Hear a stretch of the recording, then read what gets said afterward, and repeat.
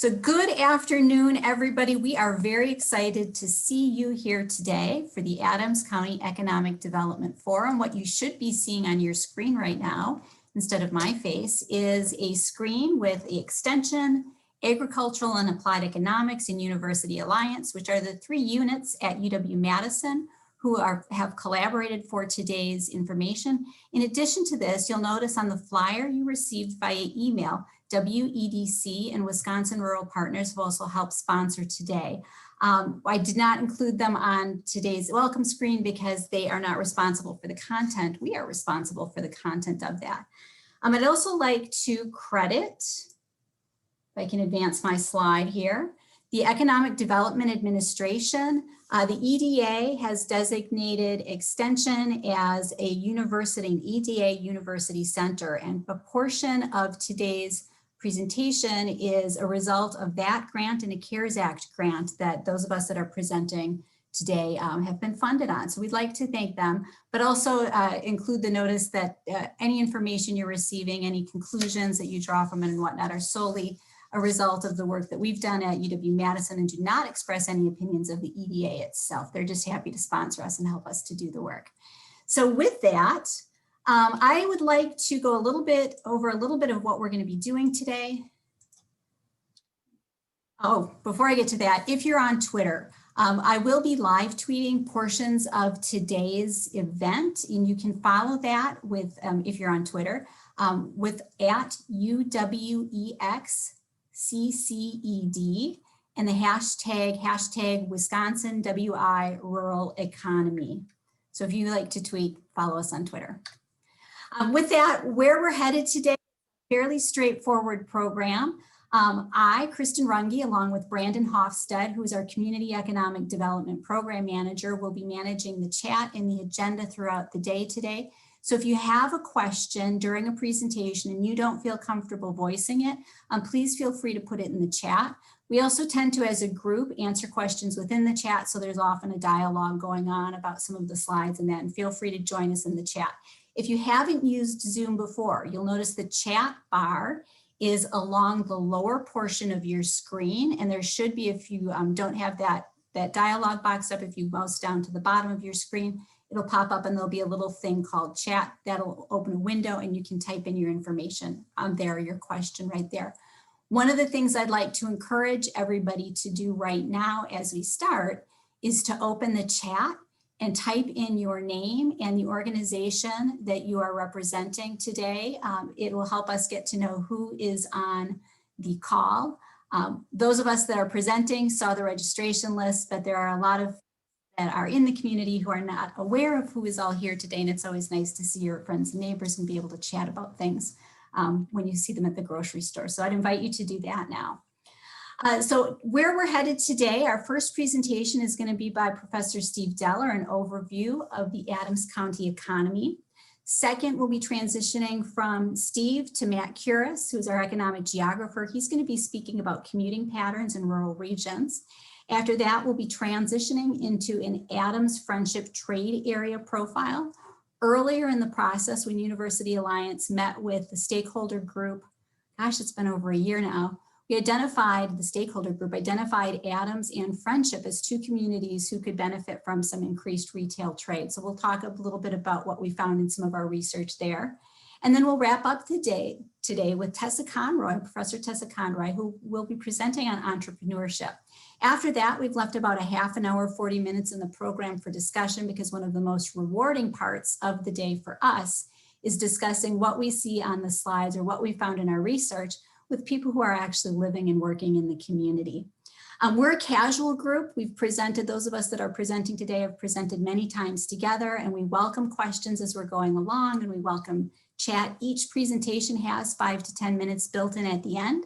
So if you see something you're interested in learning more about, write it down in the chat, make a note to yourself and let us know and we can talk about it.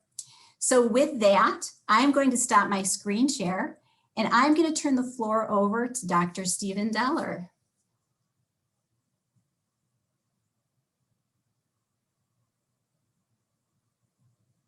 I might have surprised him here. Steve is having some internet challenges occasionally, so we will let him get geared up.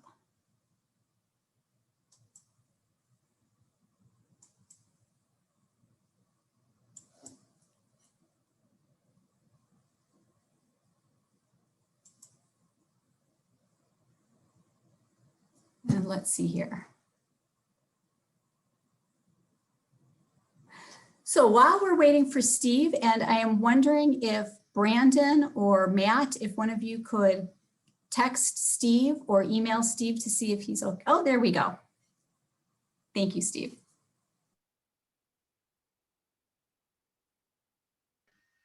My internet connection is really iffy. So if I break out, you will know that it's my internet connection at home.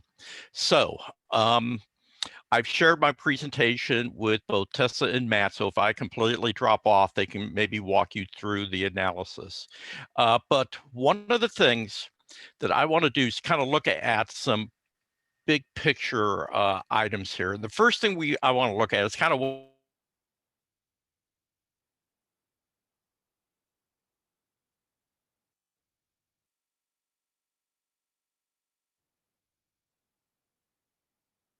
I'm comparing it to other non-metropolitan or rural counties in Wisconsin and across the US.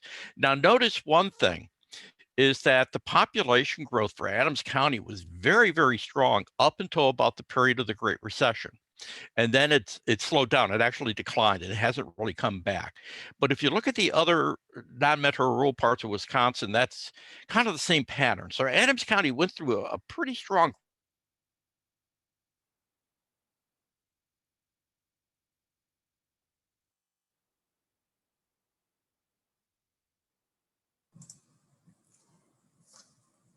reflection of what's happening to rural Wisconsin. Okay. One thing that I want to keep coming back to again and again is what's happening to income in the county. What we're looking at here is essentially what is the percentage of local per capita income compared to the national average. Okay. What we've got here is that for most of rural US and rural Wisconsin, and indeed Wisconsin and Adams County, we tend to be below the national average in terms of per capita income. Wisconsin tends to be around 95% of the national average, but rural areas tend to be about 80%, give or take.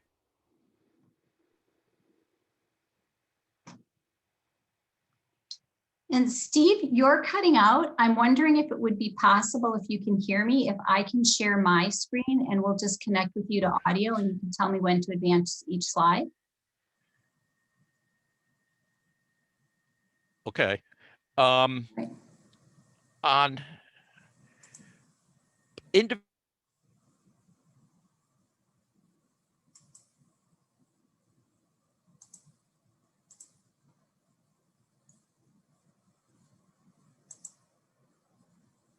per capita income is just one way to look at income. Another way is looking at poverty rates.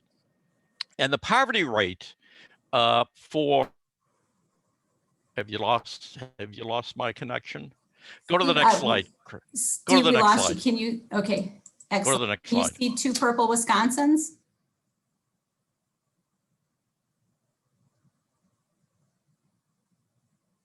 And Gavin, would you mind unmuting for a second? And yeah, sure. Do you see my PowerPoint? Yep. Yeah, I can see the 2 purple Wisconsins. Okay. Absolutely. All right. Thank you. Sorry. See here that for both the individual poverty rate and the SNAP program, Adams County tends to be a little bit higher than your typical rural non-metropolitan county in the US. So not only is per capita income levels lower than expected,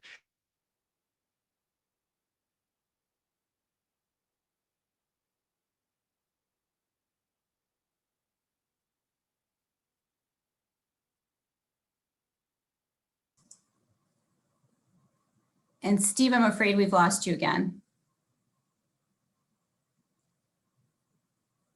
Maybe we could pass it off to Matt or Tessa.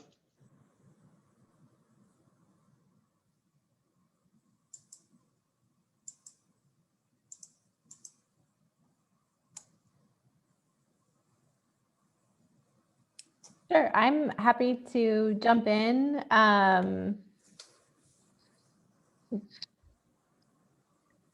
I'm trying to think should I move on to my slides and then we could try again with Steve later in the session. Maybe he could call in. Yeah, why don't we do that? Or would Matt prefer to, would Matt prefer to present now? I'm happy to go. Okay. Yeah, I'm cutting out too much. Matt, could you pick this up, or Tessa pick this up, because I'm cutting in and out too much. I apologize. Matt, why don't you go to yours? I think that makes sense before mine, if that's okay. Yeah, that's fine. Thank you. Excellent. Best laid plans. Thank you, Adams County, for being patient. We released a report. This is a great time to talk about this. We released a report on broadband a couple of weeks ago, and the importance of broadband in economic development in Wisconsin. And once we get rolling, I will put a link to that in our chat box. And until then, I will email Steve on how to phone in and give him the connection for that. And I also put a link to it in my presentation too, Kristen. Thank you. Okay, can everybody see my screen now? Yes. Okay, excellent, thank you. So I'm going to build a little bit on what Steve was going to talk about, but I'm going to take a little different approach. And instead of talking strictly about jobs in the economy and income and other characteristics of Adams County, I'm going to talk a little bit more about commuting patterns and what that means for the changing workforce in Adams County. And I know a few of you saw part of this presentation at the Rural Summit, and I apologize for duplicating some of these slides, but for those of you that have not seen this, I think that there's a lot of really relevant information that you need to think about as a county in terms of workforce development and economic development and how those two disciplines overlap. And I think one of the items that's really important and relevant going forward is thinking about how big a county or a community's labor shed actually is. And as we've gone through time over the last several decades, what we've found is that people are increasingly commuting long distances from their place of residence to their place of employment and vice versa. So for instance, if we think about Adams County, and these are what are called primary jobs, or the jobs where people earn their highest amount of earnings. These are the census tract destinations for people that live in Adams County and where do they flow to in terms of their place of work. And certainly a large number of people both live and work in Adams County, but we also see that there are very large connections across central Wisconsin and even as far as northern Wisconsin, places like the Fox Valley down to southeastern Wisconsin and Milwaukee, Waukesha, and Racine counties, and then also flowing into Dane County and Madison as well. This is a reverse perspective. These are people that work in Adams County. Where do they live? And we can see that there are not quite as many people coming into Adams County as individuals going out of Adams County, but nonetheless, we see these connections across central Wisconsin as well as across the broader state and actually out of state in many instances as well. And if we summarize this by county, so these are the individuals working in Adams County. We see that there's about 4,200 of them. We can see that about half of those individuals also reside in Adams County. But we can also see that there's a notable share that come from surrounding counties such as Wood, Sauk, Juneau, and Portage. But we can also see they come from more distant places as well that we saw on the previous map. On the flip side, we see that there are 7,300 individuals that reside in Adams County that also have a job. So we can see, first of all, that there's a mismatch between the number of people that live in Adams County that have a job and work somewhere compared to the number of jobs that are actually available in Adams County. And here we see that of the individuals that live in Adams County and work somewhere, about 27% of them also live there. That means a very large share of individuals commute outside the county. And if we look at all counties in the state of Wisconsin and consider those that have the highest share of residents that commute out of the county where they live, we can see that Adams County is indeed one of the highest and has been for some time. If we go back to 2002, we can see that Adams County was one of the had one of the highest shares of individuals flowing out of the county in terms of working somewhere else. But if we step forward to the map here on your right for Q2 of 2018, we can see that these numbers have increased across almost every Wisconsin county. And what this means is that we have a greater amount of interaction in terms of our labor force and our employers. So what this means is when we're thinking about workforce development or economic development, we better be participating with our neighbors. We better be thinking about this regionally.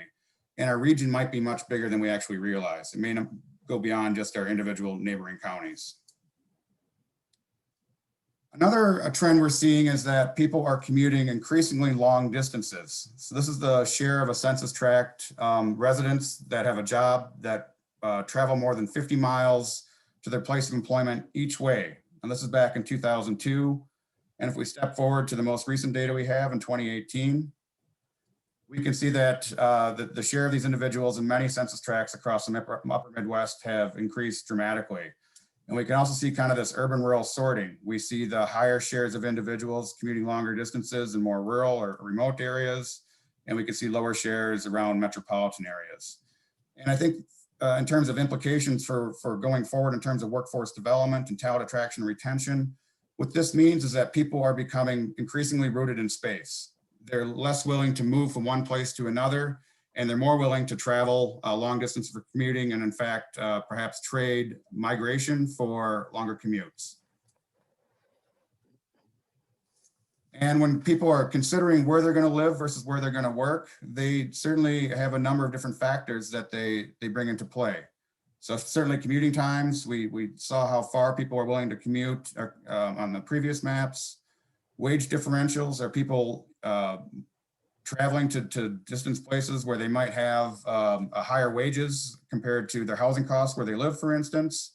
What types of housing characteristics are available in the places where they live versus places where they work. So perhaps if they work in a place that does not have desirable housing stock around their place of employment. Demographics, quality of life, trip chaining opportunities, and dual employment. These are all different factors that people bring into play when they're considering where to work versus where to live. Now for Adams County, when we think about some of these factors, we can break down the share of individuals that commute outside of Adams County by different characteristics. So for instance, as we saw before, about 73% of the individuals that have a job and live in Adams County commute outside of the county.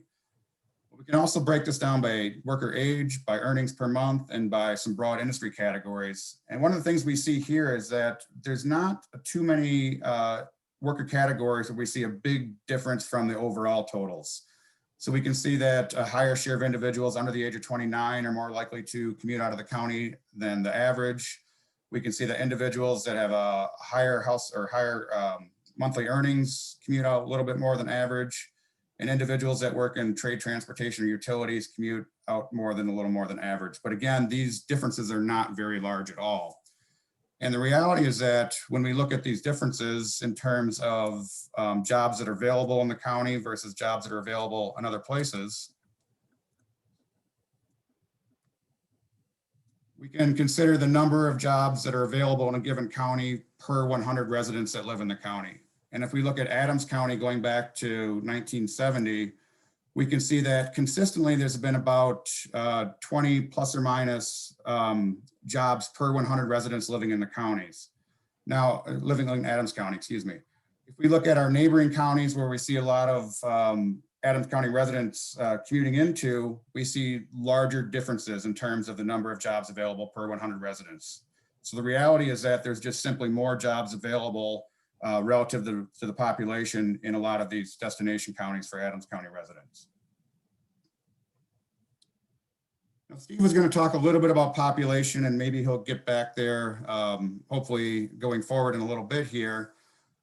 But I do want to talk about some of the trends we see and how this influences our overall labor availability.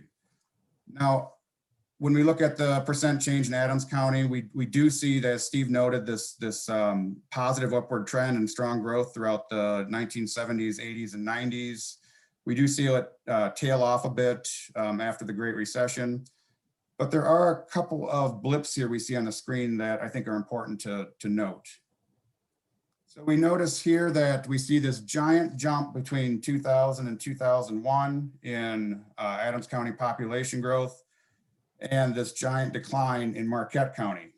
Now, what happened here, for those of you that may not be familiar with this, is that the Census Bureau actually placed the Oxford Correctional Institution in Marquette County instead of in Adams County. So it has a Marquette County mailing address, but it's actually located in Adams County.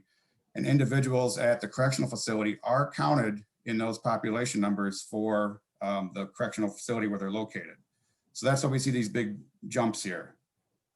Similar jumps here with Washera and Juneau County, which also correspond to the opening of correctional facilities in those two counties as well.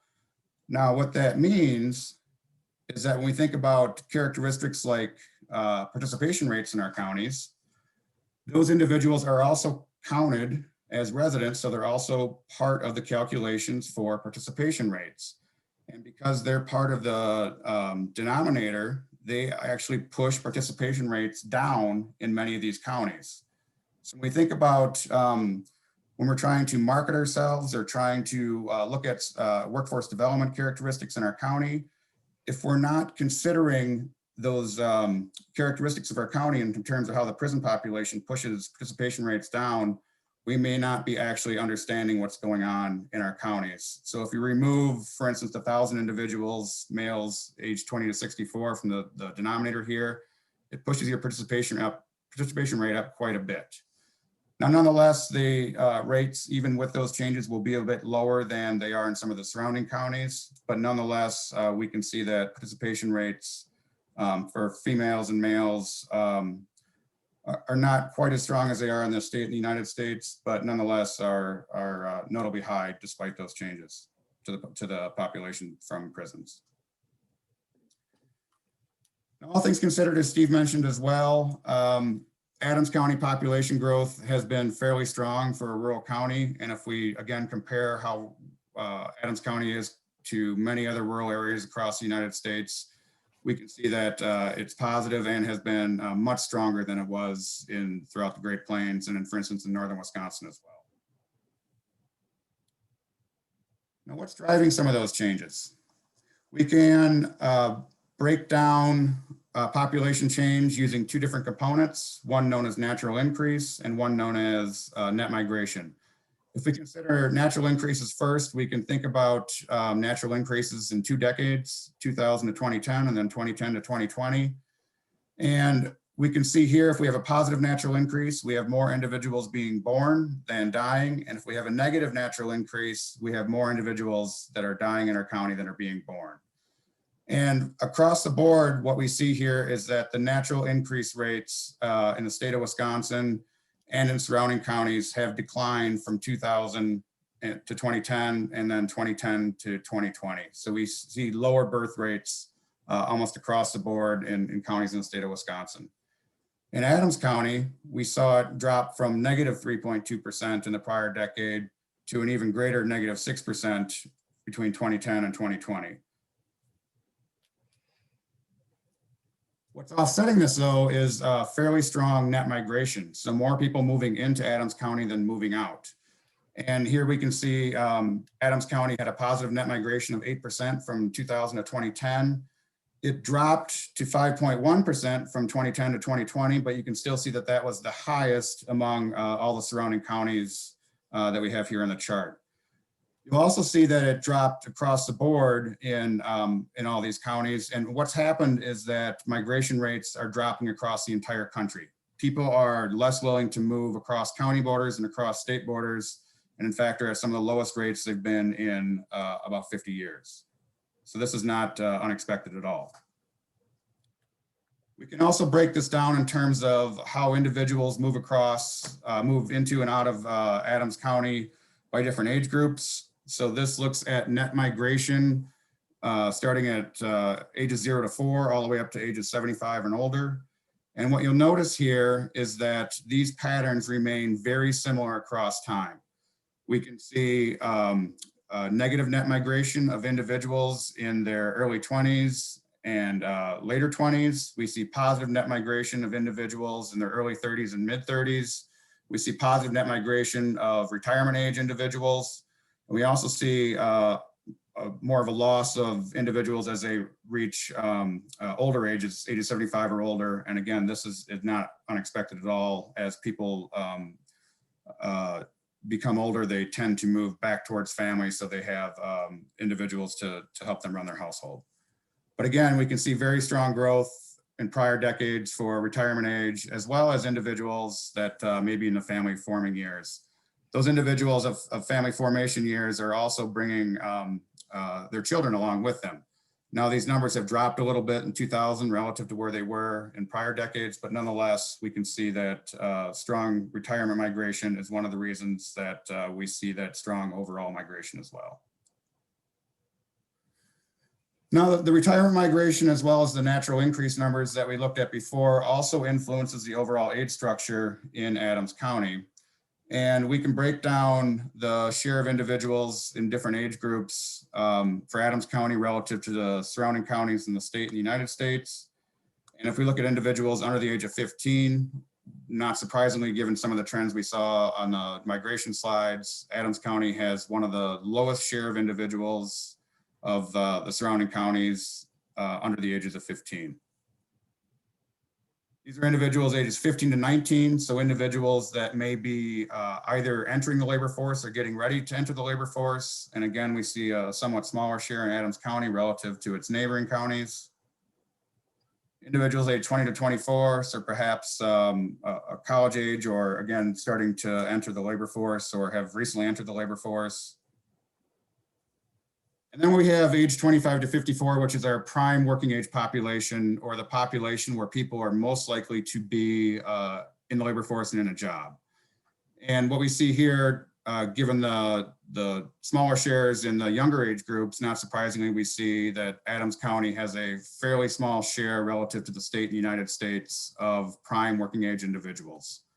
What this also means is that we have a higher share of individuals that are pre-retirement age, so age 55 to 64. We can see that Adams County has the highest share of any comparison area on the chart. And we also have one of the highest shares of individuals age 65 or older. And we can think about how this is changing over time as well. If we look at individuals age 65 and older, going back to the 2010 census, we can see that Adams County had one of the highest shares among neighboring counties. By the year 2020, jumped up to 30.5%, and then projected by the year 2030 to be almost 40% of the county's population, individuals age 65 and older. And again, this is not just changing in central Wisconsin or in Wisconsin at all, for that matter. It's changing in the entire upper Midwest. If we look at the share of county populations age 65 or older back in the 2010 census, we can see there were only 2 counties in the state of Wisconsin that had a quarter of their population age 65 and older. If we jump to 2015, we can see that that number jumps to 6. By 2020, we increased to 15 counties with a quarter of their population age 65 and older. By 2025, we jump up to 30 counties. By 2030, we jump up to 38 counties. 2035, 43 counties. And by 2040, we'll be to 45 counties in the state of Wisconsin with a quarter of their population age 65 and older. Now, this certainly has implications for our workforce, but it also has implications for many other characteristics of our community. We have to think about what this might mean for demand for healthcare, what it might mean for our housing stock in terms of the types of housing that may be needed in our county relative to what was built several decades ago. It has transportation issues, as Steve was going to show. It influences where county income comes from. But in terms of today's conversation, it's really about how it changes our working age population. And we can see in Adams County, the total working age population, or individuals from the ages of 16 to 64, is expected to drop from 13,000 individuals in 2010 to 11,620 by the year 2040, similar trends in surrounding counties as well. Our prime working age population is also expected to drop in Adams County from 7,808 back at the 2010 census to just over 6,100 by the year 2040. And again, this is not too different from the overall trends we see in neighboring counties as well. And what this means going forward is that the number of individuals entering and exiting the labor force is expected to change quite a bit. So we can use age 18 as kind of a proxy for when people might enter the labor force. Certainly you can enter earlier than age 18, and you can certainly exit well after the age of 65. But just as kind of a description of how this is going to change over time, we can see that by the year 2025, which is not too far away, we can see that there's potentially more than 2 people exiting the labor force for every 1 person entering it. We also know that these changing demographics in terms of our labor force are going to influence different industries in different ways. This is the share of individuals age 55 or older within each industry of employment in Adams County. 55 and older being the people that are perhaps at pre-retirement age or already at retirement age, just a kind of way to look at it going forward. And we can see that industries like transportation and warehousing, over half of the individuals in that industry are age 55 or older. Public admin, so local government, 41%, educational services, 37%, and healthcare, over a third of the individuals in that industry are age 65 or older, which again has implications going forward if demand for healthcare increases with a population that's also growing older. What this means is that as a community, as a county, as a region, and even as a state, there are a lot of different strategies that we can think of in terms of how to grow our labor force, how to adapt to the changing needs of industries, how to grow the skills in the labor force that we have. And I'm not going to go through all these strategies right now, but I think one that many people are thinking about as being increasingly important is talent attraction and retention. How do we get additional individuals to either come to our communities or to remain in our communities once they're there? We can also think about how to get additional individuals into the labor force that are already in our communities. We saw that lower participation rate, particularly among women in Adams County. So perhaps there's opportunities to provide additional childcare, as we know that women are disproportionately responsible for childcare in most places. How do we develop non-traditional schedules for individuals that may need to be flexible in terms of their hours they work? Or, you know, in Adams County, we obviously have a lot of seasonal jobs as well. Are there ways to help employers adapt to the needs of their labor force with the needs of households in our communities? Automation and computerization is going to be a big one going forward. Placemaking, which also ties into talent attraction retention. How do we create places that people do want to either move to or stay in once they're there? And I guess one of my kind of charges to all of you is to think about all the assets that you have in Adams County and what that might mean for talent attraction retention or other labor force initiatives going forward. I know personally my grandma had a place outside of Friendship growing up. She had a cabin there, and I spent many weekends in Adams County swimming and fishing and hunting and just having a great time. So I know you have a lot of assets there, but is there a way perhaps to better quantify those assets and share them with other individuals that may be thinking about Adams County as a place to live and work? We could think about, again, all these different characteristics in terms of natural environment, public safety, life on the road, civics and diversity, and so on and so forth. Obviously, one that's increasingly important, and I know Tessa's going to talk a little bit about it as well, is access to broadband. And as Kristen mentioned, we do have a report, several reports actually, that we just produced, and I'll give you the link to those in just a second. But we can certainly see that there are places throughout Adams County and even in neighboring counties where you may draw your labor force from that do not have good access to broadband at all. And we even can see that there's poor access, despite the fact that we know the FCC data is not very good in terms of estimating access, particularly in rural areas. We can also look at it in terms of people that do not have internet access at all in their households, whether they choose to not purchase internet access or whether they just simply can't get it at all. Many census tracts in Adams County have a a significantly high share of individuals or a high share of households without internet access of any type. And I think that one of the characteristics of internet access that's kind of overlooked sometimes is that it's not just about having access to the infrastructure, it's also about being able to afford access as well. And one of the characteristics we see across central Wisconsin and across the United States for that matter in rural areas is that households that are lower in income tend to have lower access to broadband or lower subscription rates to broadband than higher access or higher income households. So again, a lot of times we think about this in terms of the access to infrastructure, but also it can be an access to affordability.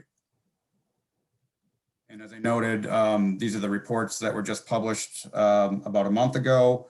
The link is there on the bottom, and I'm sure Kristen will share it in the chat room as well. Another characteristic that is influencing labor forces in many areas is access to housing. And simply, do we have the types of housing that people want in a community, and is it affordable? If you're a new family, perhaps looking to move to a community, if you don't have the type of housing you need at the price that fits you, it makes it a challenge for you to move into that community. And we do see in Adams County that the number of home sales has been increasing since the Great Recession. And we do see that in the Q3 of 2020, it was the highest number it's been in all the quarters we have here on the chart. Now, we do see it's also been trending up over time. And I think the question that a lot of communities are having is that, has this been driven by COVID? Are people looking to move to places like Adams County because they can escape the density of cities if they do have access to broadband? Or is this an overall trend that we're seeing just based on home sales over time in rural areas? And I think that's something to keep your eye on, certainly. But we do know that Adams County has one of the highest shares of their housing units that's devoted to seasonal recreational housing in the state of Wisconsin. So I guess the other characteristic we have to think about is that these individuals that are buying houses in Adams County, are they for their primary residence or secondary residence? And we can also see that Adams County has one of the highest share of seasonal recreational housing units of any county in the entire country, which again also speaks to many of the quality of life characteristics you have in Adams County as well. We can also see that prices for housing are continuing to tick up as well. These are median sales prices by quarter in Adams County. We can see that since the Great Recession that we are now at the highest level we've been. One thing to keep in mind is that these are not inflation adjusted, but nonetheless, we do see these overall upward trends. And if we look at it in terms of surrounding counties as well, how they've changed since the year 2000 and how they've changed really since the Great Recession, we can see that prior to the Great Recession, Adams County did have one of the fastest growing home price indices. We see a drop off relative to where it was at the Great Recession, similar to surrounding counties, but we do see it ticking back up as well. So again, if we think about talent attraction, retention, and other issues related to labor force, is housing something we need to think more about? So with that, that again is just kind of a 10,000 foot perspective on some of the characteristics of the labor force and changes to the labor force in Adams County. And there are many other items we could take a look at going forward if you have other questions or needs. And with that, I will turn it back over to Kristen.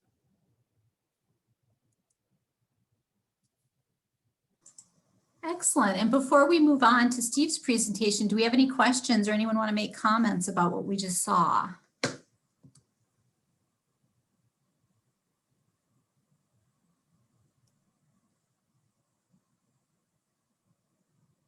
Was anything surprising?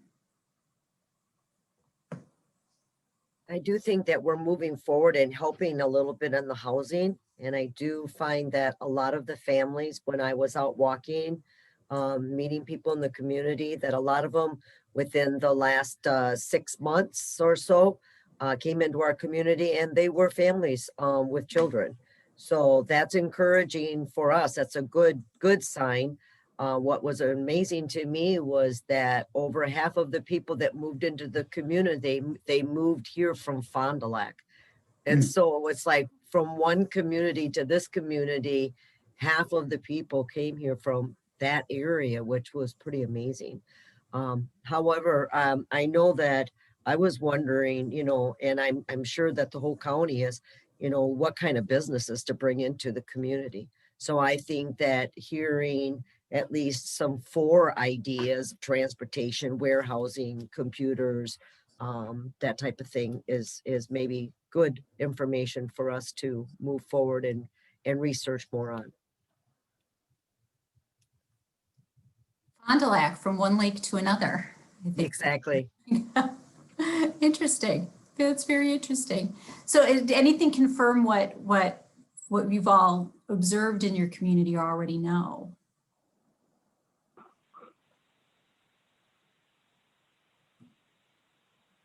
Well, we know we have a lot of elderly.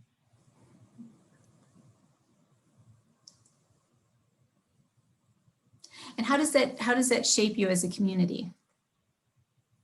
Well, I know that we personally looked at bringing in some additional housing. It's going to be, well, right now we're hoping that at least 11 units, but it might be 12 for senior housing. And hopefully those people will be selling their homes because they live here in town, which would obviously open up some more housing opportunities.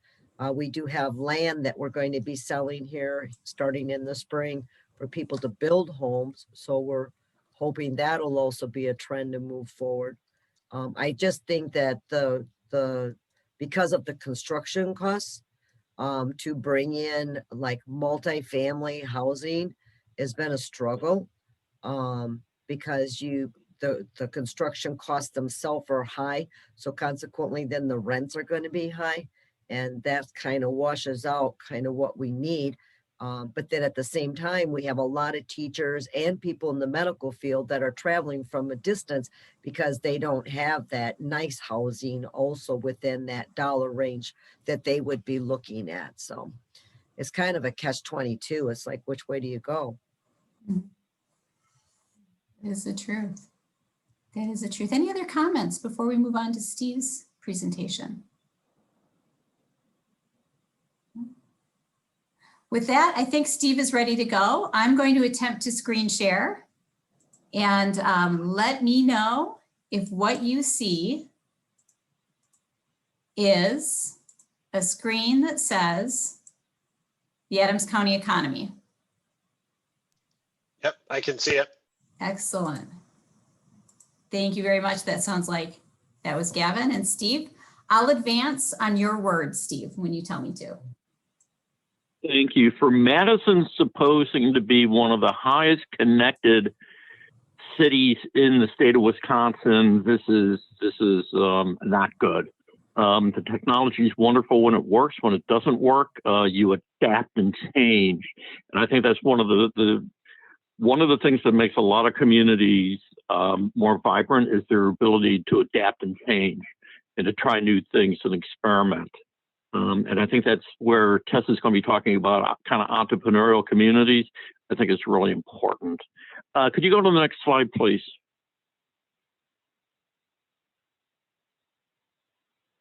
Matt covered the population trends very nicely. And Matt, I appreciate your explaining what happened with that one jump up there. I think that local kind of knowledge about institutional arrangements really matters. Because that was surprising to me, and the prison helps explain it. But we'll keep on from that. Next one, please. What I want to focus on is really kind of more employment and income. Okay, so what you should be looking at is that per capita income measure. What I've done here is I've essentially taken the per capita income for Adams County and the typical Wisconsin non-metropolitan county or rural county and the U.S. non-metropolitan county, as well as Wisconsin, and kind of compare it to a national average. If the graph is above 1, that means it's above the national average. That means it's a fairly high income area. If it's below, that means it's below the national average. Notice that Wisconsin historically averages around 95% of the national average. That's typical. That's historically where we've been at. But if you look at Wisconsin, the typical non-metropolitan county for Wisconsin and across the U.S., it tends to be closer to the national average than Adams County. This is a pattern that's going to be kind of consistent throughout, is that per capita income, despite strong population growth, per capita income tends to be a little bit lower. If you could go to the next slide, please. Okay. Per capita income is just one way to look at it. The other way to look at it is poverty rates. This is a similar slide to what we used at the Wisconsin Rural Summit last week. And what we have here is kind of the individual poverty rate. And notice that the typical non-metropolitan or rural county in Wisconsin, the individual poverty rate's about just over 12%. Notice that for Adams counties, it's just below 13%. So the poverty rate's a little bit higher than your typical Wisconsin rural county. It's not the highest by any means, but it's a little bit above the average. Next slide, please. Another way to look at it is kind of SNAP eligibility for households. SNAP is the new name that we call kind of the old food stamp program. We don't call it food stamps anymore. We call it the SNAP program. And you can see here that the number of households, or the percent of households that are eligible for this program, is actually significantly higher than your typical rural county in Wisconsin. The typical rural county is about 11.5%. For Adams County, it's almost 17%. You can kind of see on the map there how it kind of jumps out a little bit. That is something that I think we need to be thinking about as we move forward. Next slide, please. Okay. Another way to look at it is the child poverty rate. This is the percent of children that are under the age of 18 that are classified as living in poverty. The typical non-metropolitan county is about 16.8%. It's a higher rate for Adams County. It's almost 23%. So the poverty rate for children in the county is a little bit higher. Again, it's not the highest by any means, but it is a little bit higher. But if we look at the next slide, please. If we look at older folks, those that are 65 and older, you actually notice that the poverty rate is lower than the Wisconsin average for non-metropolitan, particularly the typical non-metropolitan county, 8.5% of those over age 65 are in poverty, but for Adams County, it's 6.8%. So we kind of have this, the younger folks tend to have a higher incidence of poverty, but the older folks actually have lower rates of poverty. And that might be this notion of retirement migration that Matt had been talking about before. One of the things we're seeing with a lot of seasonal recreational housing is that people are converting them into 4-season homes and they're retiring to them. Now, when we talk about entrepreneurship, I think this creates an opportunity for Adams County, is that you have younger retirees that are moving into the area. They're moving into the area because of their recreational property and the natural amenities. And a lot of these folks, they want to start a business. And I think that that's an opportunity that we need to be thinking about. Next slide, please. Okay. Another way is to look at the kind of the extremes of the income distribution. This is the percent of households that have incomes greater than $200,000. For the typical non-metropolitan county in Wisconsin, about 2.7% of households have high incomes like that. Adams County is a little bit below that. It's a little bit less than 2%. But there's still a handful of households that tend to have very high income. We don't know whether those are retirees that have moved in and made Adams County their permanent residence, or if these are people that have migrated in, coming over from Fond du Lac. We don't know that, not with this level of data. Next slide, please. The other end is the very poor. This would be household incomes of less than $10,000. Notice that for the typical non-metropolitan county, about 5% of households have low levels of income. Oh, hang on a second here. I keep bouncing in and out of connection. And okay, thank you. Sorry. We actually have a slightly lower percentage. 4% of households have very low income. So what this is saying is that in terms of the very, very poor, Adams County seems to be doing a little bit better than the typical rural Wisconsin county, but we still have a lot of folks that are in poverty here. We don't have it with this particular data, but one of the things that we may want to think about is kind of what's called the working poor. These are people that are working, but yet they're still kind of in that poverty area. Next slide, please. Okay. Now, where does income come from? Most folks think that income comes from work, but that's not necessarily true. Actually, if you look at wages and proprietor income, and also supplements to wages and salaries, tends to be benefits. A big piece of that is like health insurance, okay? And you can actually see that kind of orange bar there. It's getting a little bit bigger over time. That's because of health insurance benefits is taking up a bigger piece of a person's total benefits package or total income package. But look at the primary source of income for Adams County is not related to work. It's not coming from wages and salaries. It's not coming from proprietor income, and it's not coming from supplements, benefits, if you will. It's coming from other sources, particularly personal transfer income at that lightly shaded blue area. Notice how that's getting bigger and bigger and bigger. What that is dominated by is Social Security. Okay. Now you look at the age demographics that Matt was talking about. Well, that makes a lot of sense. We tend to have an older population in Adams County, and that means that they're taking more in terms of Social Security income. Okay. So a lot of the income that's coming into Adams County is not in the form of work, but in other sources, particularly transfer payments, Social Security payments, dividends, interest, and rent, those types of other sources of income.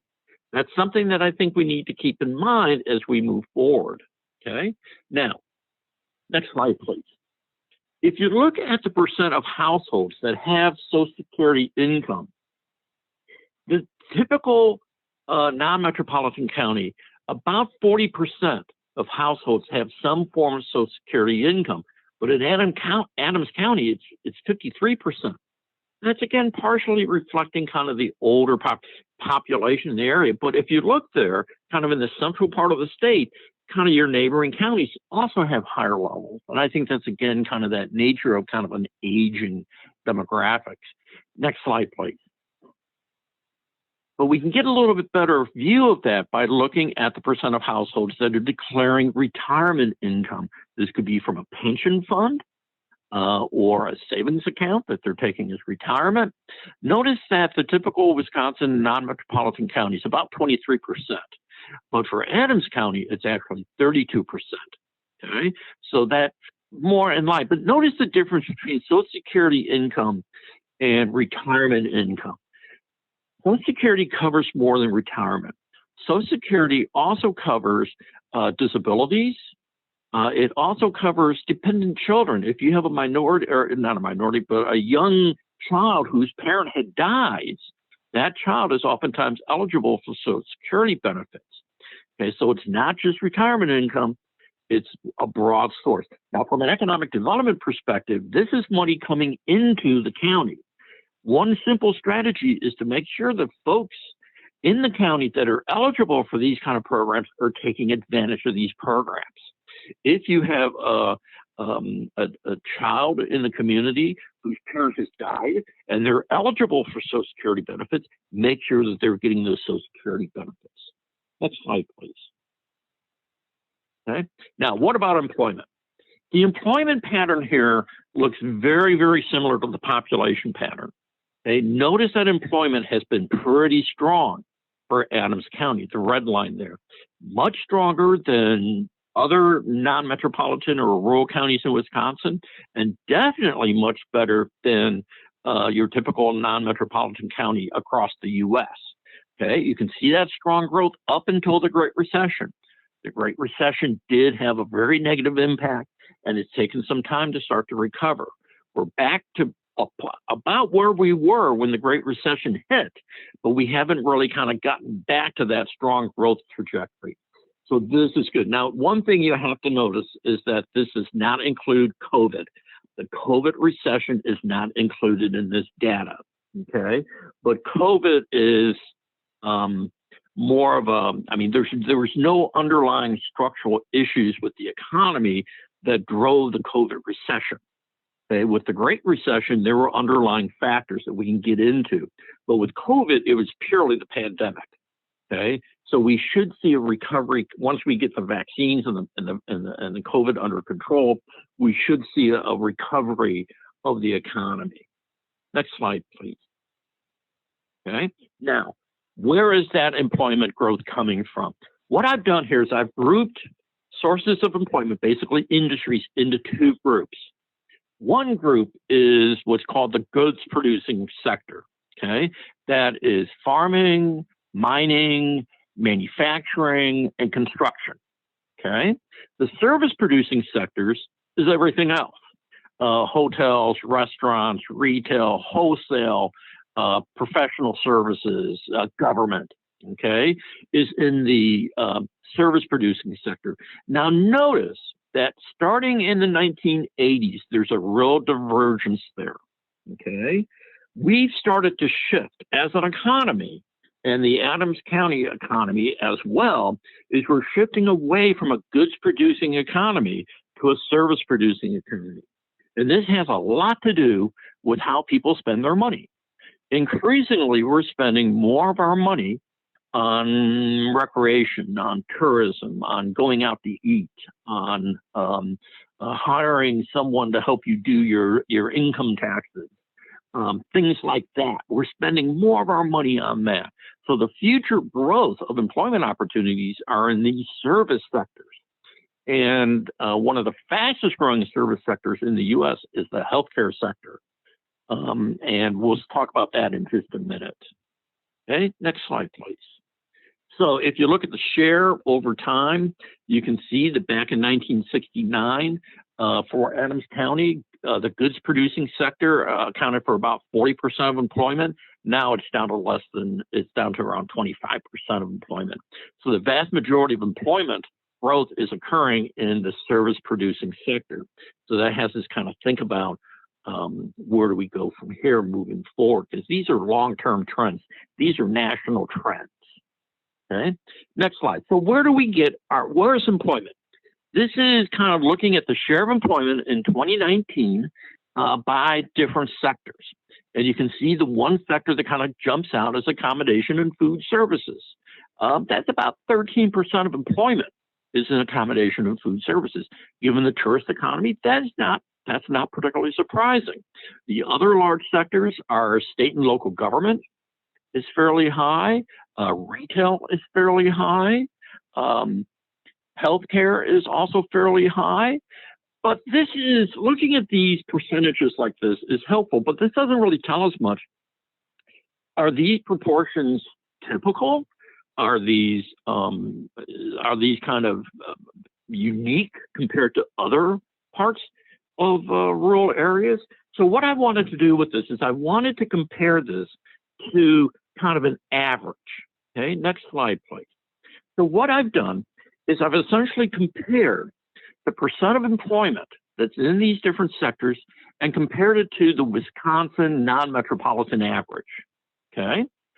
So what we've got now is an index that's around 1. It's called a location quotient. And an index, we would expect that the level of activity, percent of employment that's in the sector, would be about the same as the typical Wisconsin county. That would mean the index is equal to 1.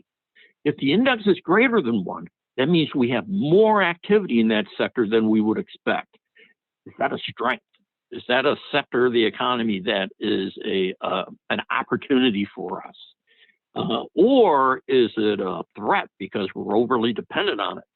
A location quotient that's less than 1 means we have less activity in that sector than we would expect, okay? So one of them that jumps out at me is federal civilian employment. I don't know why that is. I thought maybe it has to do with Camp Douglas and the military bases, but no, those are not in Adams County. So I'm not sure why federal civilian employment is that high. The prison, maybe this is a question to Matt. The prison that's not a federal prison, is it? I don't know if it is or isn't, but that might explain. It is. Oxford is a It federal is a prison. federal.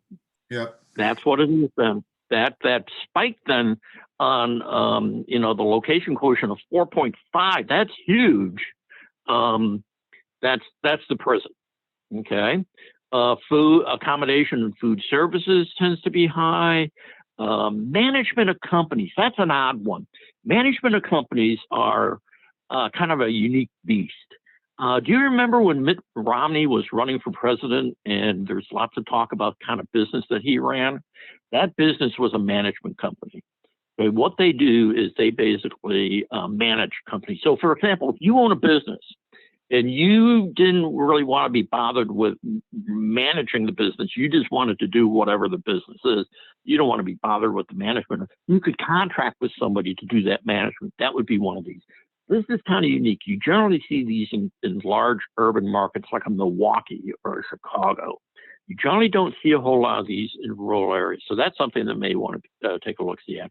Farming is a little bit higher than expected, but this kind of gives you an idea of where some of the strengths are for the county.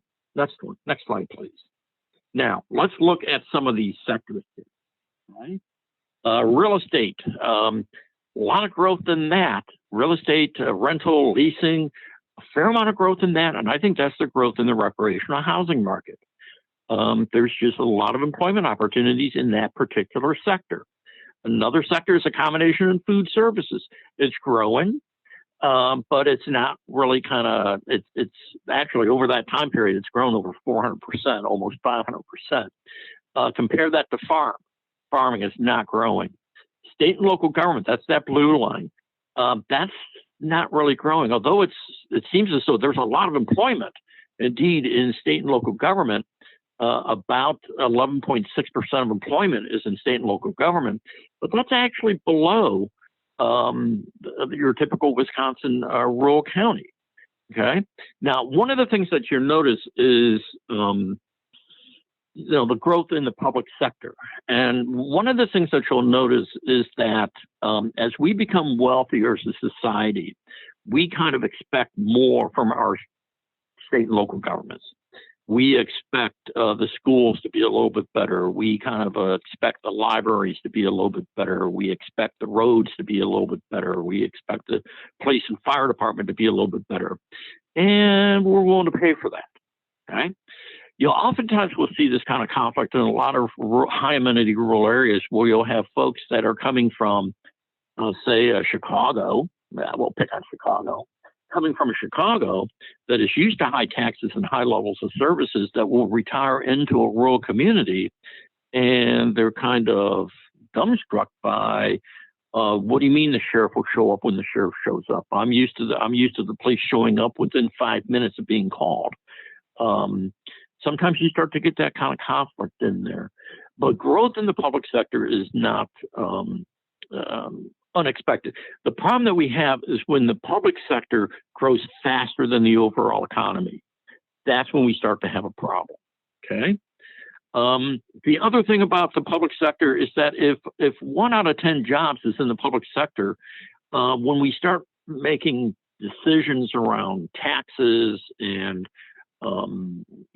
policies coming out of Madison related to shared revenues and things like that, those kind of decisions are actually having an impact on some of the largest sources of employment within the county. For a lot of rural communities, the largest single employer a lot of times is the school district. So when we talk about changing policies related to the school district, sometimes we're talking about the largest employer within the community. That's something that we need to be thinking about. Next slide, please. So what are some of the overall patterns there? One is long-term employment and population growth in Adams County has been relatively strong relative to other non-metropolitan counties. Okay, there's really a fair amount of strong growth here up until the Great Recession. Okay, once we hit the Great Recession, things stagnate and start to fall down. But you're not alone in that. Okay, Adams County is not unique in that regard. There is some signs of it picking up. Okay, the county lags in terms of income. So as the economic development efforts move forward, I think you really kind of need to think about what is the nature of the jobs that we're trying to encourage growth in, whether that's recruitment of businesses coming in, whether that's existing businesses expanding, or whether that's through new business formation, entrepreneurship. What's the pay scale associated with these jobs? This is something that I think that the county needs to be worried about and thinking about a little bit more. Simply less than more, we need more jobs, we need more people. I think we need to kind of say, we need to worry about the quality of the jobs. We need to think about the pay level of the jobs that we're associated with. And then on top of that, realize that most of the income within the county is not coming from work. It's coming from other sources. Kind of keep that in the back of our mind. Next slide, please. And I apologize for the internet connections here, but I think that this has worked. So any questions, comments, anything that you think I got it wrong?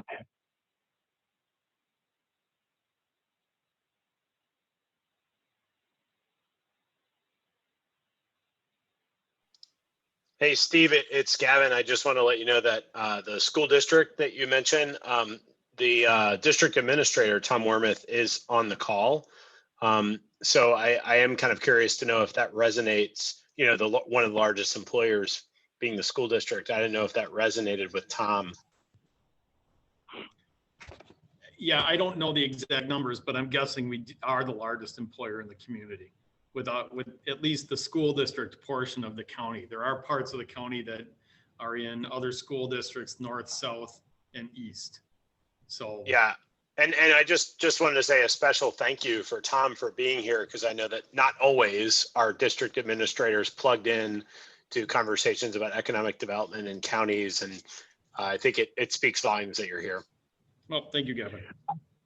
I think it's vital that the school districts are involved in economic development discussions because they're such an integral part of the community. A lot of times the school district gives the community a sense of identity.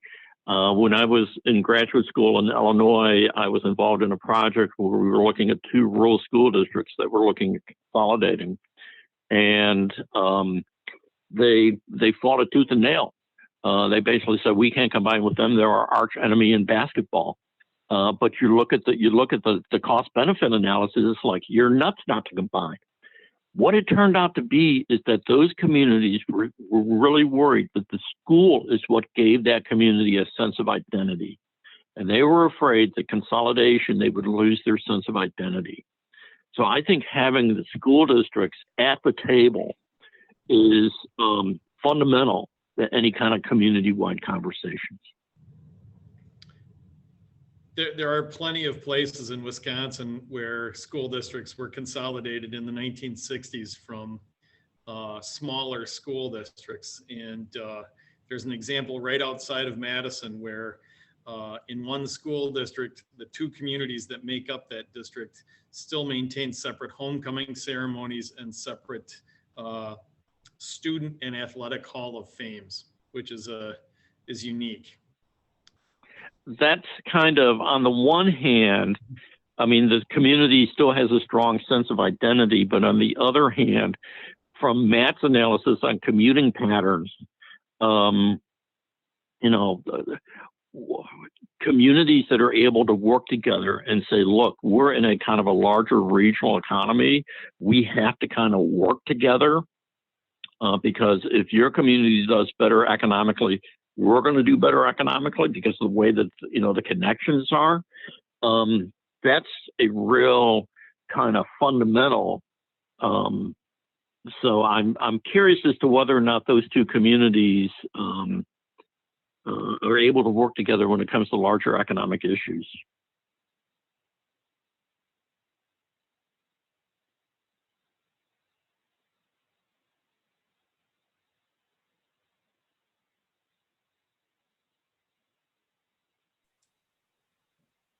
Other questions or comments that we have?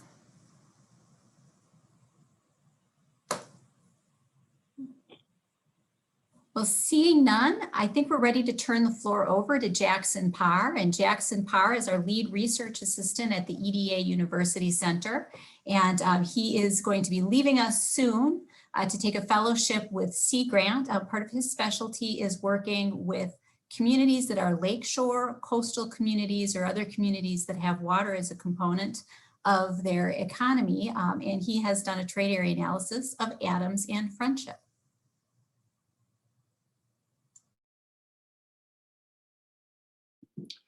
All right, can we see my PowerPoint here? Yeah.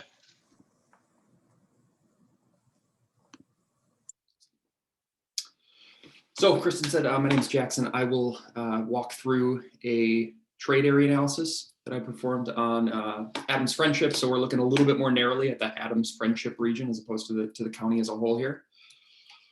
First of all, what is a trade area analysis? So trade area being the geographic area from which a community generates the majority of its customers.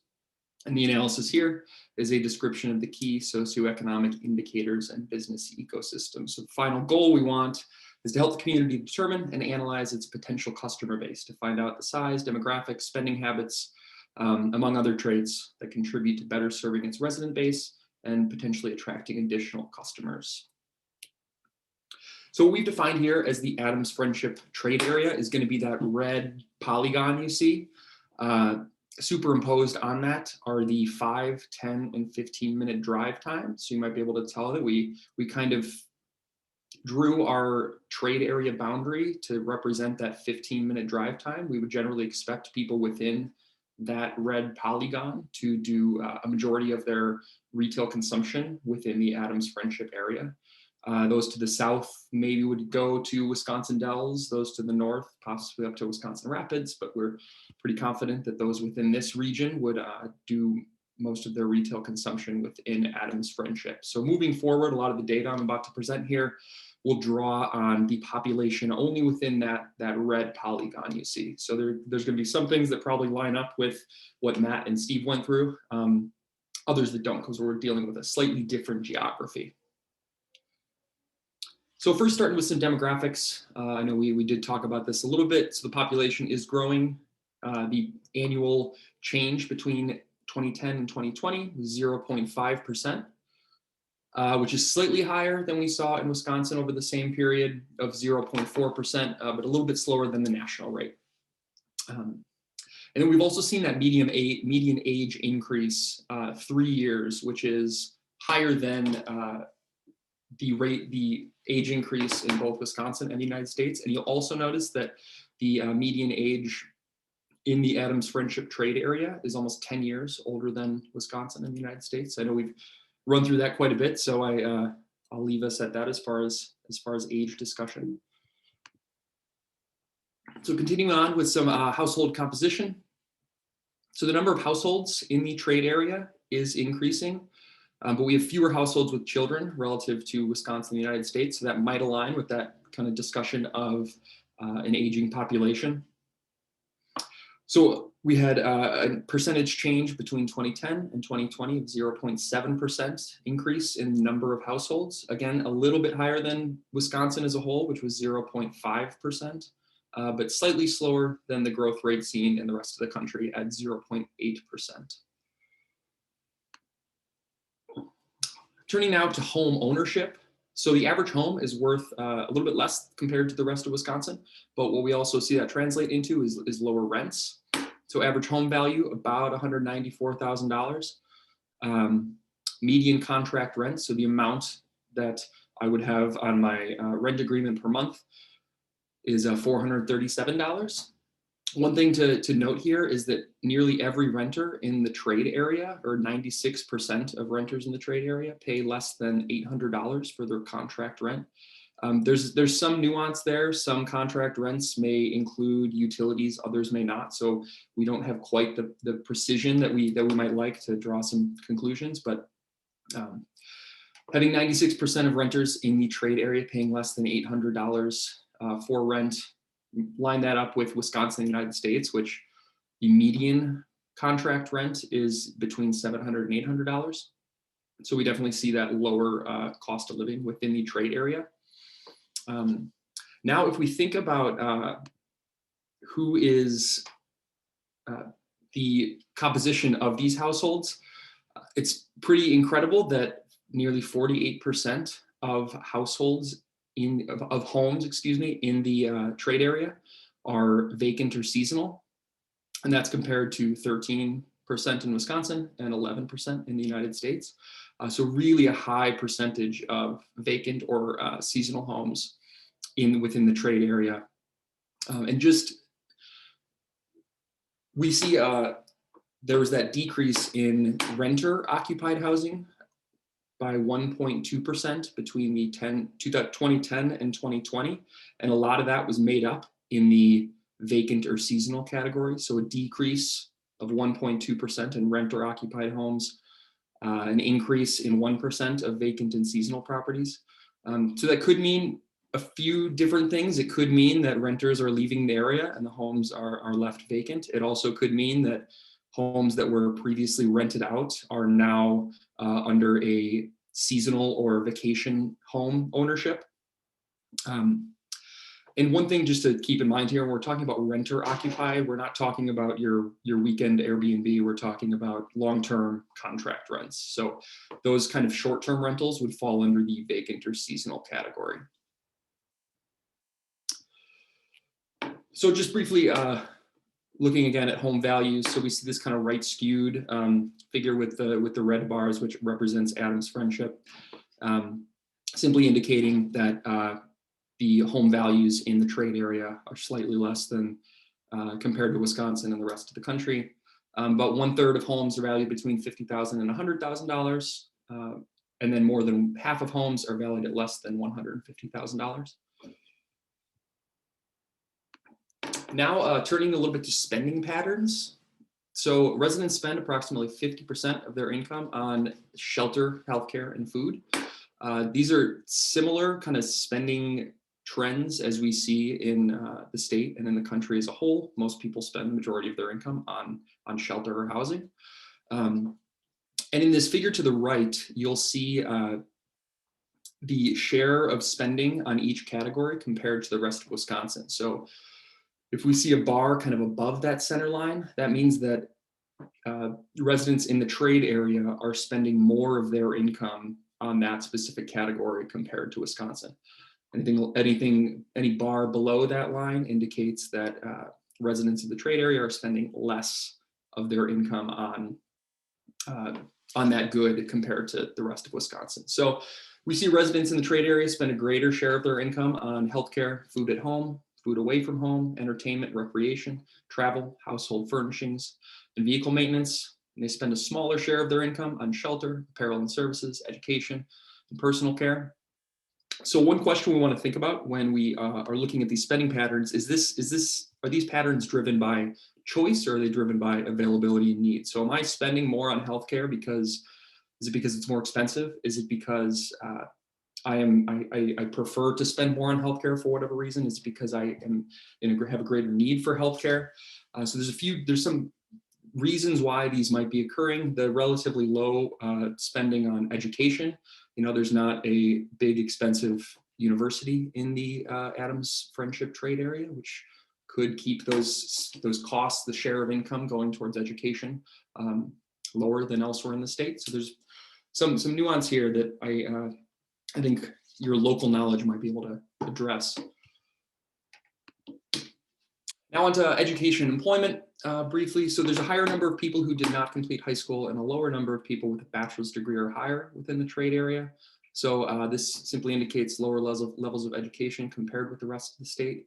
And then looking at unemployment, I know we kind of went through some of the unemployment numbers with Matt and Steve, drawing in some COVID implications in this figure on the right.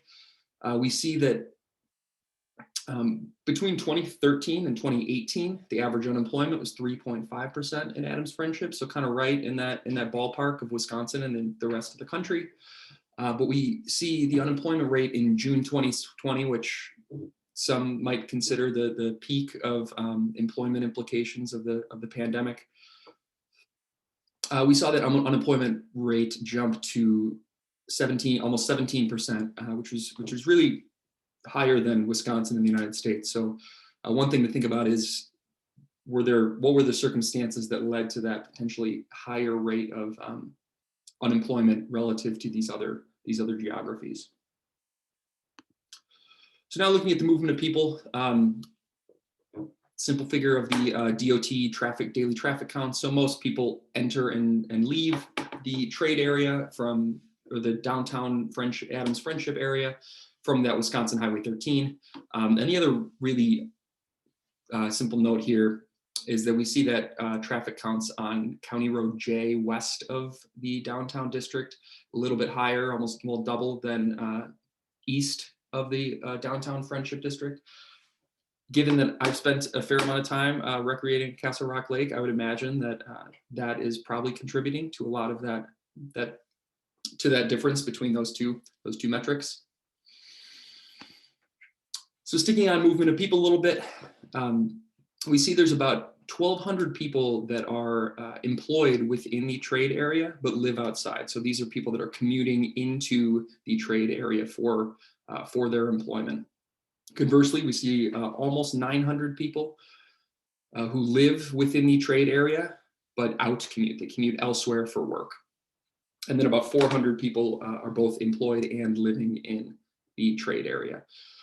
So one thing to potentially draw from that, the greater proportion of people commuting into the trade area could represent an opportunity for economic growth by capitalizing on those individuals spending before, during, and after work. So if I'm coming from elsewhere, commuting into the Adams Friendship district, maybe I'll stop for groceries after work, maybe I'll get gas within the trade area. So the fact that there are more people commuting into the trade area could represent an opportunity for economic growth. And I know that this might not line up totally with what Matt was talking about earlier with commuting patterns, just keeping in mind that this is a little bit more narrow of a geography. So again, we might see a lot of those out commuters that Matt was talking about who live outside of the trade area that we're looking at now. So just spotlighting one of the potential differences when we pick this narrower geography.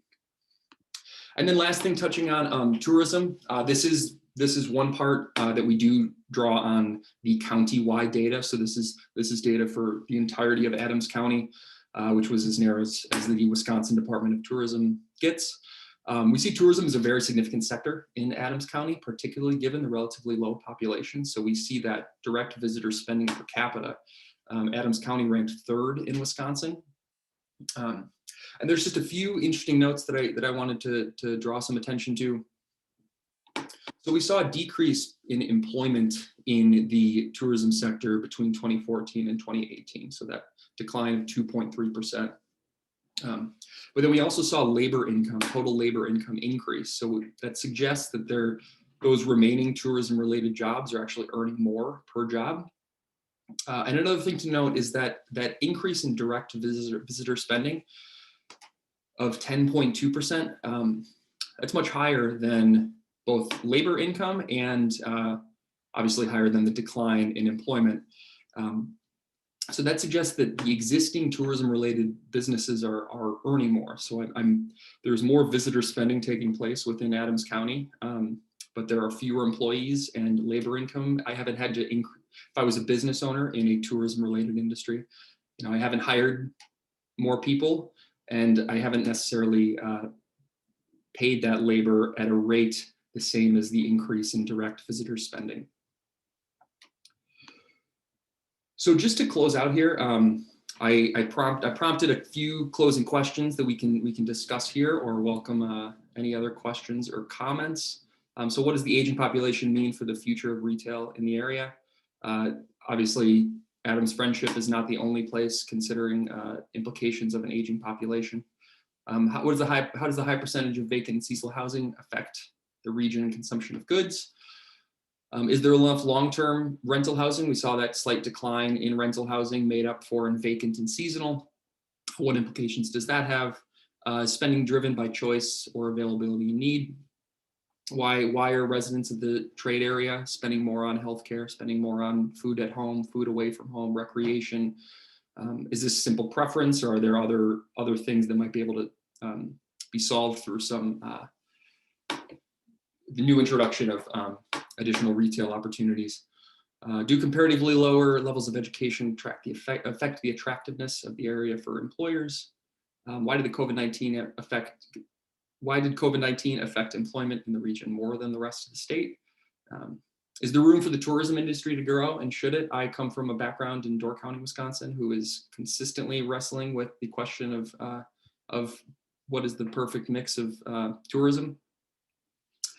And then we see that high per capita visitor spending in the tourism sector, indicating that's a really significant export for the region. So where does that wealth go?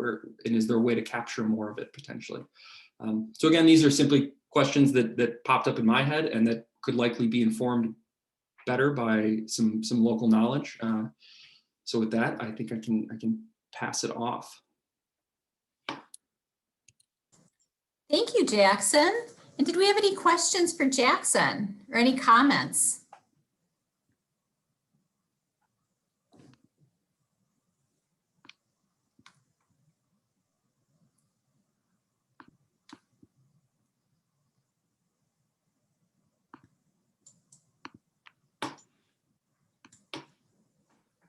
I'm seeing none so far. Took their breath away, Jackson.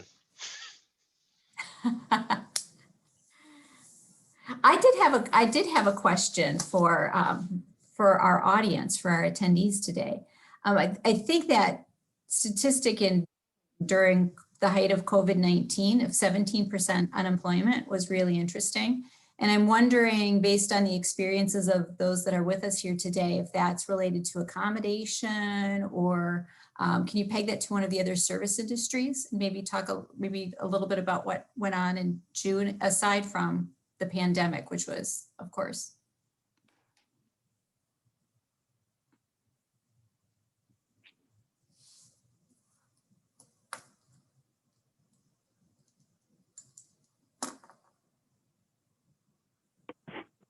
Hi guys, I guess I'll touch on that, being the director for the Chamber of Commerce and Tourism for Adams County.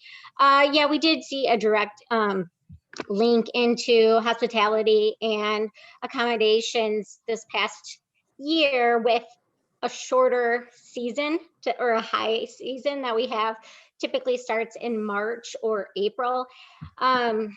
I mean, May through August is always the highest, but with some of our larger resorts, we're not able to hire right away or open up. Sand Valley didn't open up right away. Northern Bay was a little delayed, and then Chula Vista wasn't able to open their water park and had some of those different problems where they didn't need as many employees. So we did see that in correlation with each other. So definitely that was a big impact for that. But do we see growth in all of those places this last year? We did. So that will be very interesting to see where that takes us, because I have not seen the tourism numbers. So we don't get those economic impact statements, or I should say demographics, until basically May, the first week of May. And so once we will see those, but from across the board, I know from room tax was up. I know that we had sales tax in the summer that was up, even over the year before. So, I mean, you're talking about a year that people are not supposed to be out and about. That was the greatest part about just going back and talking about Adams County. And I know we kind of rolled this into a ball today too, but just really touching on the natural beauty and things that people could do during COVID outside and be safe and felt safer here. I'm sure Jen or anybody in real estate can touch on how the home sales, and I don't think that was shocking for anybody to see that the third quarter in 2020 was the highest it's been in 15 years. And I would even say it's probably higher than even going back more than 15 years. So I think there's a lot to say about tourism and where we can grow. Sand Valley right now is working on a private membership course. So that's already starting to put a new demographic in the area as well. Besides Lake Arrowhead Golf course is opening a new clubhouse. We have a YMCA that's coming into play. There are developments happening in our area that are not necessarily built around tourism, but they are built around secondary homeowners that we talked about as well too, that are used to having those amenities in their backyard. and I can go on, but I will stop there. for now. Thank you, Laura. I'm wondering if we could we put Jen on the spot if she's still on the line, or I know we have a couple of people that are in realty, because we did a forum up in the Chequamegon Bay, virtually, of course, too. So the Bayfield Ashland area. And they talked a lot about the difference in home sales this year versus previous years and what they're seeing. And I'm wondering if their experience is similar to yours, with a lot of second home owners coming into the area. We did hear a lot of that conversation happening this year from our sales. We've just seen an increase even prior to COVID. We were on that upswing. You know, our biggest problem is inventory and lack thereof. So when we do get something, you know, the demand is high, so it's pushing that price point up higher. I still say that the majority of our home buyers are still second home vacation, but with the increase of being able to work from home and not in an office, you know, environment, there are more people that are spending more time here, even though it might not be their full-time residence yet. Well, it's a wonderful place to spend time. So lucky people.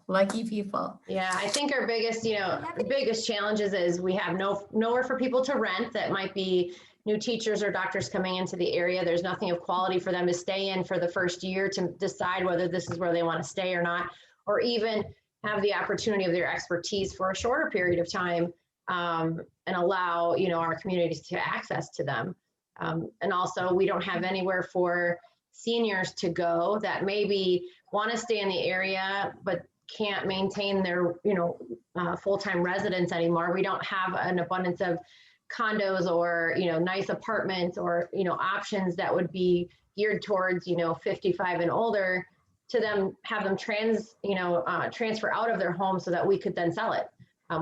We don't, and obviously with building costs, we all know the answer to that. No large builders that are outside of our area are coming here because of the low income and, other things that aren't making the rent amounts enough for them to make a bigger development make sense.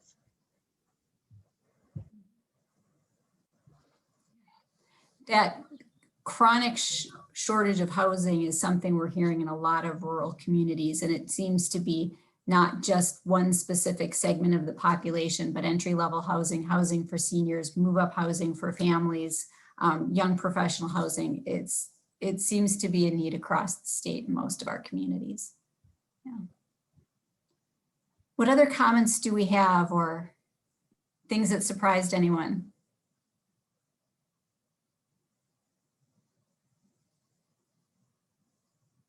All right, seeing none, I think if we're ready, Tessa, you are up next, and I'd like to introduce Professor Tessa Conroy. Tessa is a professor with the Division of Extension and the Department of Agricultural and Applied Economics. And Tessa is here today to talk about entrepreneurship. We have some very exciting things that we're looking forward to at the EDA University Center and the Community Economic Development Program. And Tessa, I turn the floor over to you. Right. Hi, everybody. We're going to be talking about entrepreneurship here for the next 20 or 30 minutes and what that means for economic development in your community.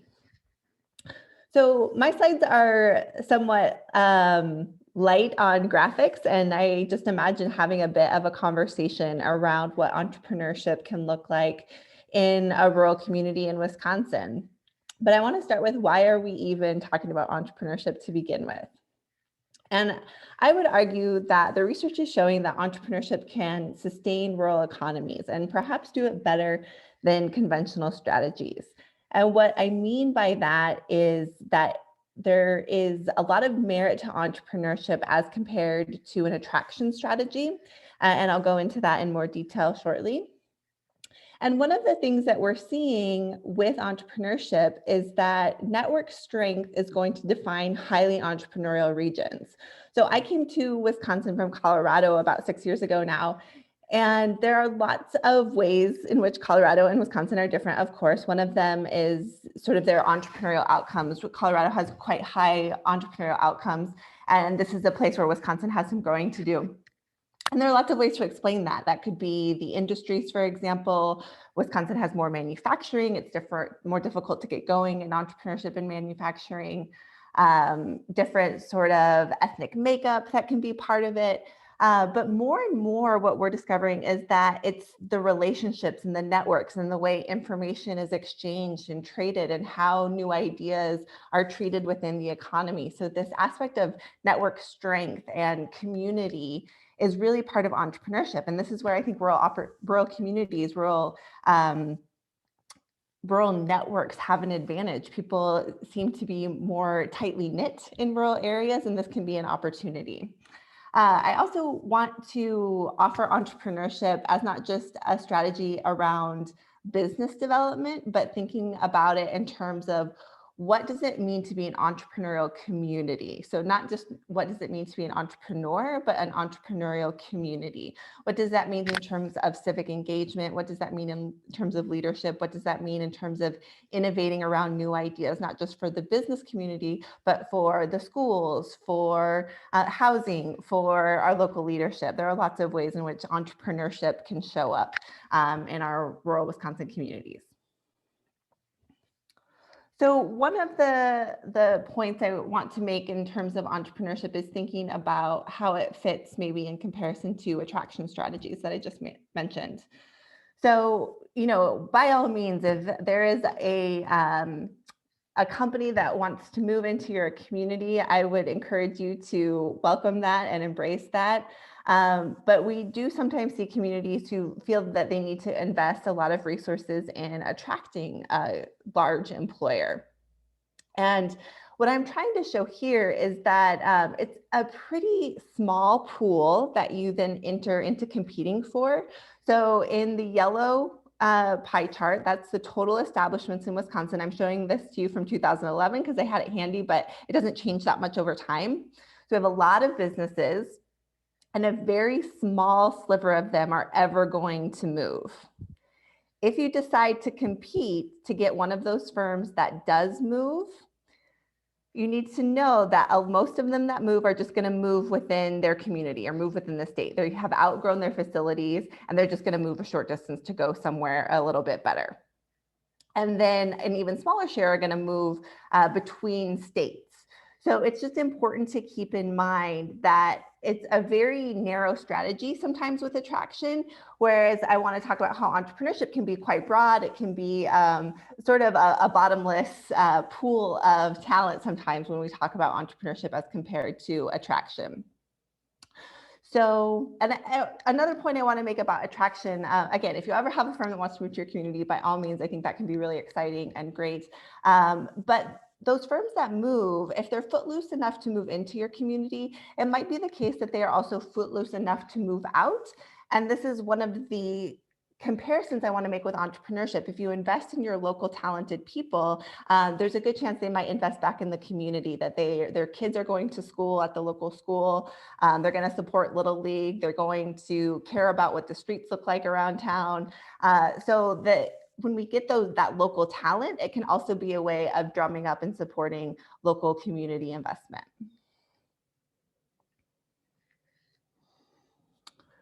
So what are the benefits of developing an entrepreneurial ecosystem? So an entrepreneurial ecosystem, I'm just going to use it sort of generally as sort of what are all of the local pieces that support entrepreneurs. So a chamber of commerce is part of the ecosystem.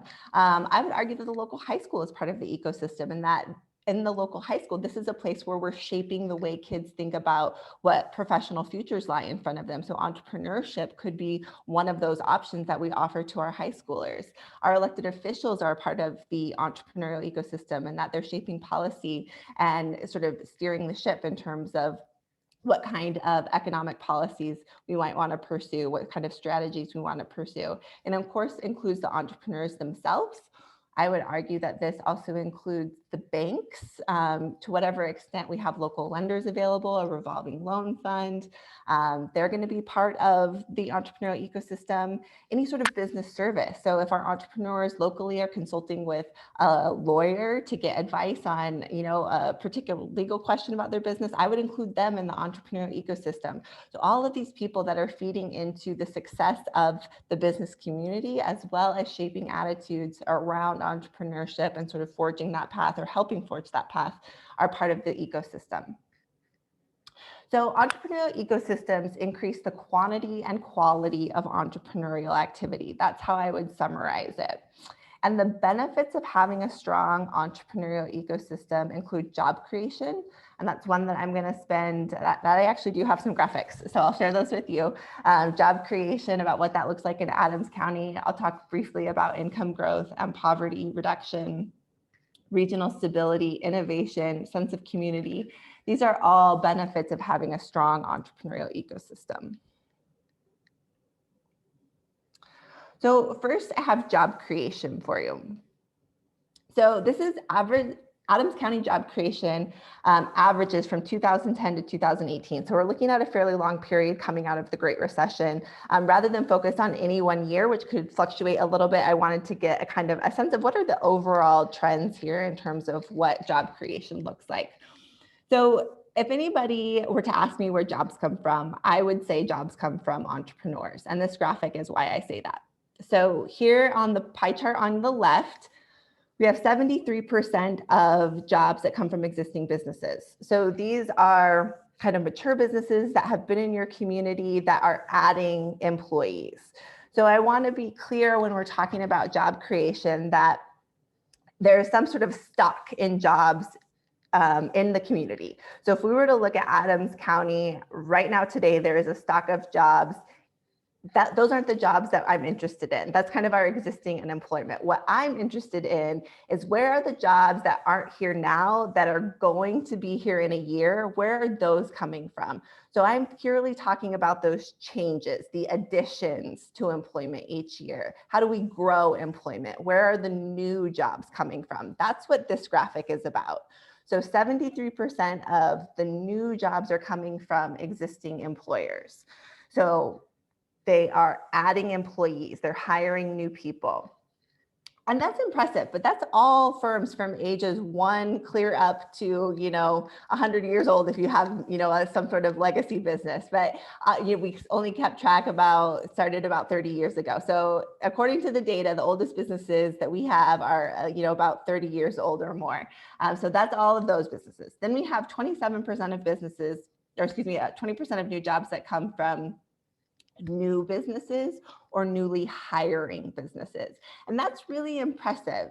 So just this one age category, age 0 firms, create more than a quarter of jobs in Adams County on average.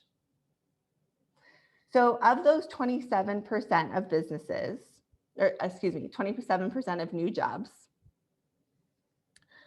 in red, it's the 21% of those come from newly rehiring establishments. So it's a little tricky to explain. That just means that these are businesses that maybe have been around for a while as a non-employer. So as a sole proprietor, they're just a one-man or one-woman shop, and they are hiring their first employees or rehiring their first employees. So they've sort of existed as a business and they now are taking on payroll employees, they're hiring, they're going to have people work for them. And then 6% are entirely new.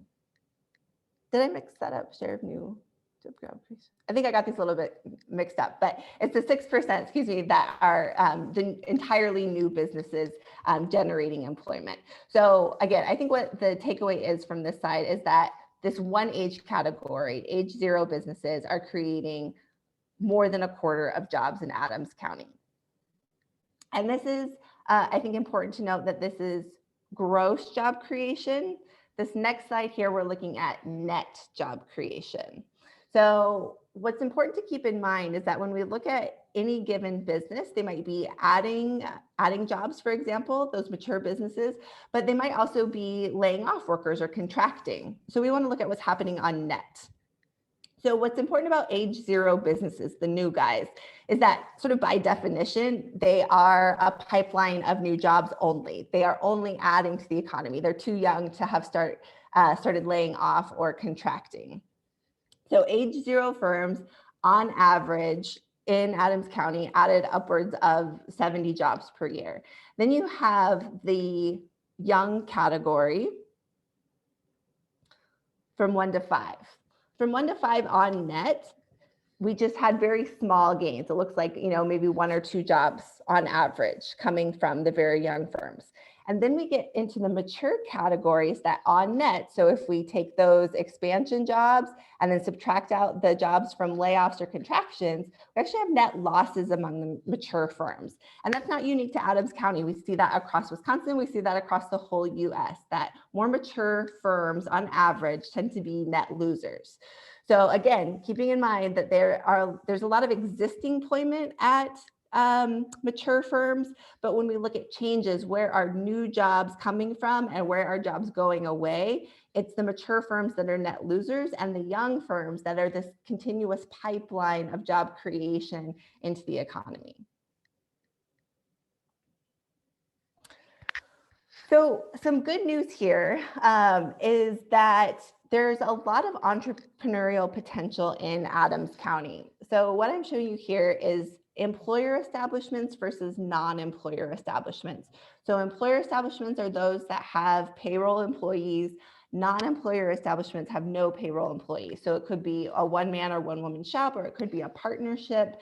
And what you see here is that more than 3/4 of businesses in Adams County are the non-employer variety. And that's true across the country, that the large majority of businesses in this country and in your county are these sort of small one-man shops that I would argue are primed to grow. These are all businesses that have potential to, they're already up and running, they have potential to expand, have potential to add employment. So the seed bed for job creation is already there in a lot of ways. Here I'm showing the overall makeup of the business community in Adams County. And in red, I'm showing you those employer establishments. And what you see is that again, that red portion is typically a smaller segment of any given sector. And then in orange, we have the non-employers, again, the one-man, one-woman shop.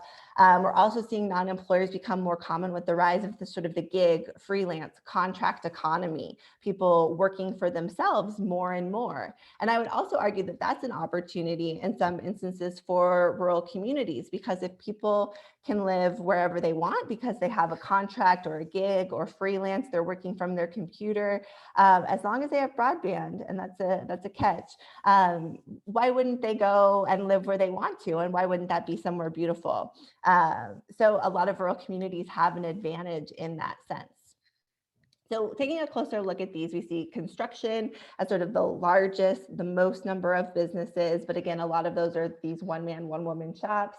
Retail trade. So we talked about some retail opportunities in Jackson's presentation. And again, that's a place where you have a pretty big seed bed, I would argue, in this large segment in orange, the non-employer businesses. Other services is a big sector. Other services is also interesting as kind of a catch-all. So there's everything in there from machinery repair to dating services. We also have hairstylists and barbers in this sector, laundry services. It's pretty diverse, but lots of activity there. Real estate and rental and leasing. It sounds like you have an interesting real estate market, people, houses going quickly. Professional, scientific, and technical services. These are engineers. Your local veterinarian is going to be in this sector. Transportation and warehousing. Administrative support and waste management. So these are folks that sort of support businesses in general. I would say cleaning services, that sort of thing, are in here. Arts and recreation, of course, accommodation and food services. These are two sectors that have, of course, taken a hit during COVID, but are a pretty substantial part of the community here.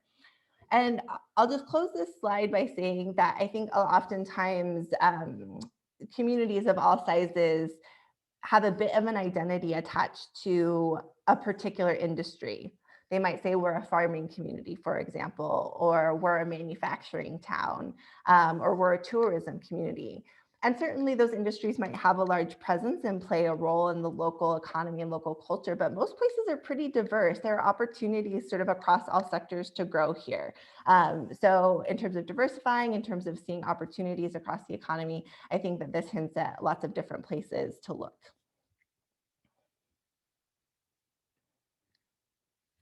So another benefit of a strong entrepreneurial ecosystem, the first one I talked about was job creation, and now here we're looking at income growth and poverty reduction. And I just want to point out some general trends. So the first one being at the sort of national level, looking at countries. Countries with more entrepreneurship have higher GDP. So that just means more production overall, higher incomes overall. So we see these benefits at the national level. If we go down to the region, so looking at, say, states, for example, or counties as another example, these are sort of smaller geographic units that we might call a region. We still see entrepreneurial benefits. We still see rural and urban income growth associated with entrepreneurship. We see poverty reduction associated with entrepreneurship. And these benefits exist even in places that seemingly lack the economic infrastructure to really fully realize maybe all of the entrepreneurial potential. So even Appalachia, which is a lagging region, has some challenges, has some barriers. Even in places like that, we still see entrepreneurship having some local economic benefits. So national benefits, regional benefits, and then at the individual level, we've seen where entrepreneurship can be a mechanism that helps low-income individuals become, helping low-income individuals become self-employed can help them out of poverty and reduce the need for welfare. So there's this sort of social mobility benefit of a strong entrepreneurial ecosystem as well. I saw that, Gavin.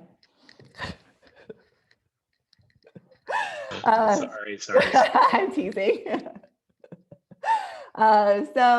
Another benefit I want to talk about with a strong regional ecosystem is regional stability. So over time, some businesses will close, others will do quite well. The potential challenge of picking one winner, of picking one industry that you're going to hang your hat on, is that it can leave a region vulnerable. And I think we saw that, for example, with Detroit and the automakers, right? So we kind of hang our hat on the industry, and if that industry starts to struggle, as it did with the Great Recession, then kind of everything around it goes tumbling down with it. And I'm being dramatic, but it does have this sort of collective effect. So when one industry really struggles, it has ripple effects throughout the economy. And we can imagine that, or it's a little bit soon to have data, but we can imagine that playing out now in parts of Wisconsin, where we have a lot of tourism, a lot of arts or entertainment. These are two sectors that were especially hit by the pandemic, and that can have ripple effects throughout the economy. So strong unemployment that reaches into other segments of the economy as well. So when you can procure a more diverse economy locally, that protects you from some of those fluctuations. So one industry might go down, but you have vibrancy in others.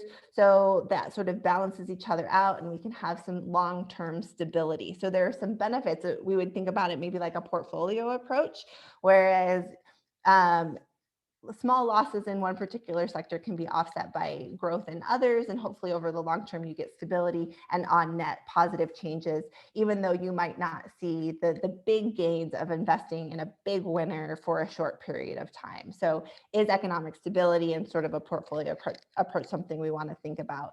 And I think if so, then entrepreneurship can have benefits in terms of a strategy, rather than, again, focusing on one particular industry. We're going to put all of our eggs in that basket, or one particular employer, we're going to put all of our eggs in that basket. If there ends up being trouble for that industry or that employer, you're quite vulnerable to those downturns, versus if we cultivate a wide range of opportunities. So diversity is key to creating stable local economies and makes them less vulnerable to fluctuation of any one industry. So that's sort of my cheerleading spiel for entrepreneurship. I do think it has quite a bit of merit in terms of a rural economic development strategy. I encourage communities to think about adding it to their tool belt. Certainly lots of things can work. I think entrepreneurship can be one of them. One of the concerns in the midst of the pandemic is we're seeing these declines in self-employment.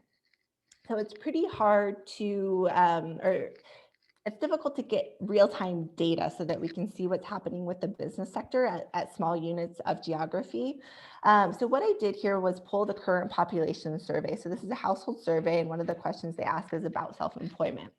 And we can look at these changes month to month. So I'm showing you these trends in a dotted line just to remind us we're looking at a small sample and we don't want to overinvest in any one data point. But I think this downward trend is what we want to be thinking about. And this sort of, we can see how challenging perhaps the COVID pandemic has been for self-employed people. And we see that also in particular for communities of color, that our business owners of color have been working in those same sectors that have suffered the strongest negative impacts of the COVID pandemic. So business owners quite vulnerable, depending on what sector they're working on, perhaps even more vulnerable. And I think you see that here too. So this is from tracktherecovery.org. If you haven't visited this website, I think it's pretty handy. Maybe one of my friends can put it here in the chat for people to see. But they have good information on Wisconsin. They have, unfortunately, not as much detail for the really rural communities, and I know that's a limitation, but here, even just looking at Wisconsin, you can see the big change in small business revenue. So again, speaking to the challenges of being a business owner during the pandemic, initially down close to 50% when we're looking at April. It has come back some, but still as of January, about 30% below where revenue was a year ago. So quite challenging. And a lot of businesses aren't going to be able to weather the storm if they've lasted this long. I don't know that they'll make it to summer. It's just a challenging period. And here in this next slide, I want to highlight why I think that is important. And again, I don't have the data yet for, of course, the most recent year, but I think we can use the Great Recession as a learning lesson. So here I'm showing the number of new establishments over time. So this is going back to 1977, and this is for the state. And you see that when the Great Recession hit in 2007, all of a sudden the number of new establishments Wisconsin was supporting each year tanked. We went from close to 12,000 to 8,000. So thousands of new businesses. It is thousands of new businesses that we missed out on each year during those recession years. If each one of those businesses had 4 or 5 jobs attached to it, so we have, let's say 4 years where we missed out on 4,000 businesses, that's 16,000 businesses. If each one of those businesses had 4 jobs attached to it, we're talking about 60 or 70,000 jobs that are sort of missing from the economy. So if you go back to sort of my opening comment, if you ask me where new jobs come from, I would say they come from entrepreneurs, they come from new businesses. I think when we are talking about rehabilitating our economies, recovering from a recession, the job creation that comes from supporting entrepreneurs is a really important part of that equation. So how can we support entrepreneurs? How can we strengthen the entrepreneurial ecosystem? And here I have just sort of a laundry list of things to think about. So one is in-migration. So people coming into the community and bringing their new ideas with them is one sort of entrepreneurial strategy. With Steve and Matt, we have looked at places that have in-migration of people in the sort of nearly or recently retired age category. I think it was 55 to 64. And places that had in-migration of that particular age group actually had higher entrepreneurial outcomes. So even though we might think of younger people being entrepreneurs, it's not necessarily the case that we have this segment of the population that has, a wealth perhaps of professional experience. Hopefully they've had the time to accumulate some financial wealth. And those two things together are key ingredients for entrepreneurship. So hopefully we're not neglecting the sort of near and newly retired population when we think about entrepreneurship. The foreign-born population, in general, foreign-born individuals are about twice as likely to start businesses as native-born individuals. So there's entrepreneurial potential there. Placemaking can just be part of attracting people to move in. If entrepreneurs can move anywhere, I kind of mentioned this with the freelancing and gig economy, if they can move anywhere, if all they need is their laptop, why would they move to your community? What have we done to strategically create a place where people want to come? Financing community-supported enterprise is sort of a different strategy. So we're seeing where community members might be join a membership or support like a restaurant or a store through a membership, and that can be one way, that an alternative way of getting financing to a business. For example, we have examples of communities that have pooled together small pots of money that can then be used as sort of an investment for new businesses, or treated like a rotating loan fund.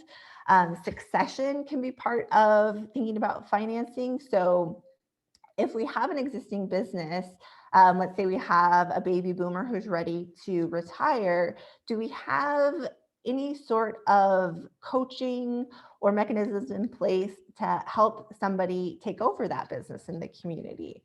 So succession is a key part. Entrepreneur-friendly institutions. I was just on a call recently with a community, and they said they went to each of their local lenders, each one of the banks in the area, and really tried to figure out who was friendly to financing new businesses. These can look riskier. It can be hard to know if that business is going to be successful, and which banks were more open to that, which loan officers wanted to be part of the entrepreneurial ecosystem, and that was part of their strategy for supporting entrepreneurs. Are the different members of the ecosystem talking to each other? So I mentioned the banks.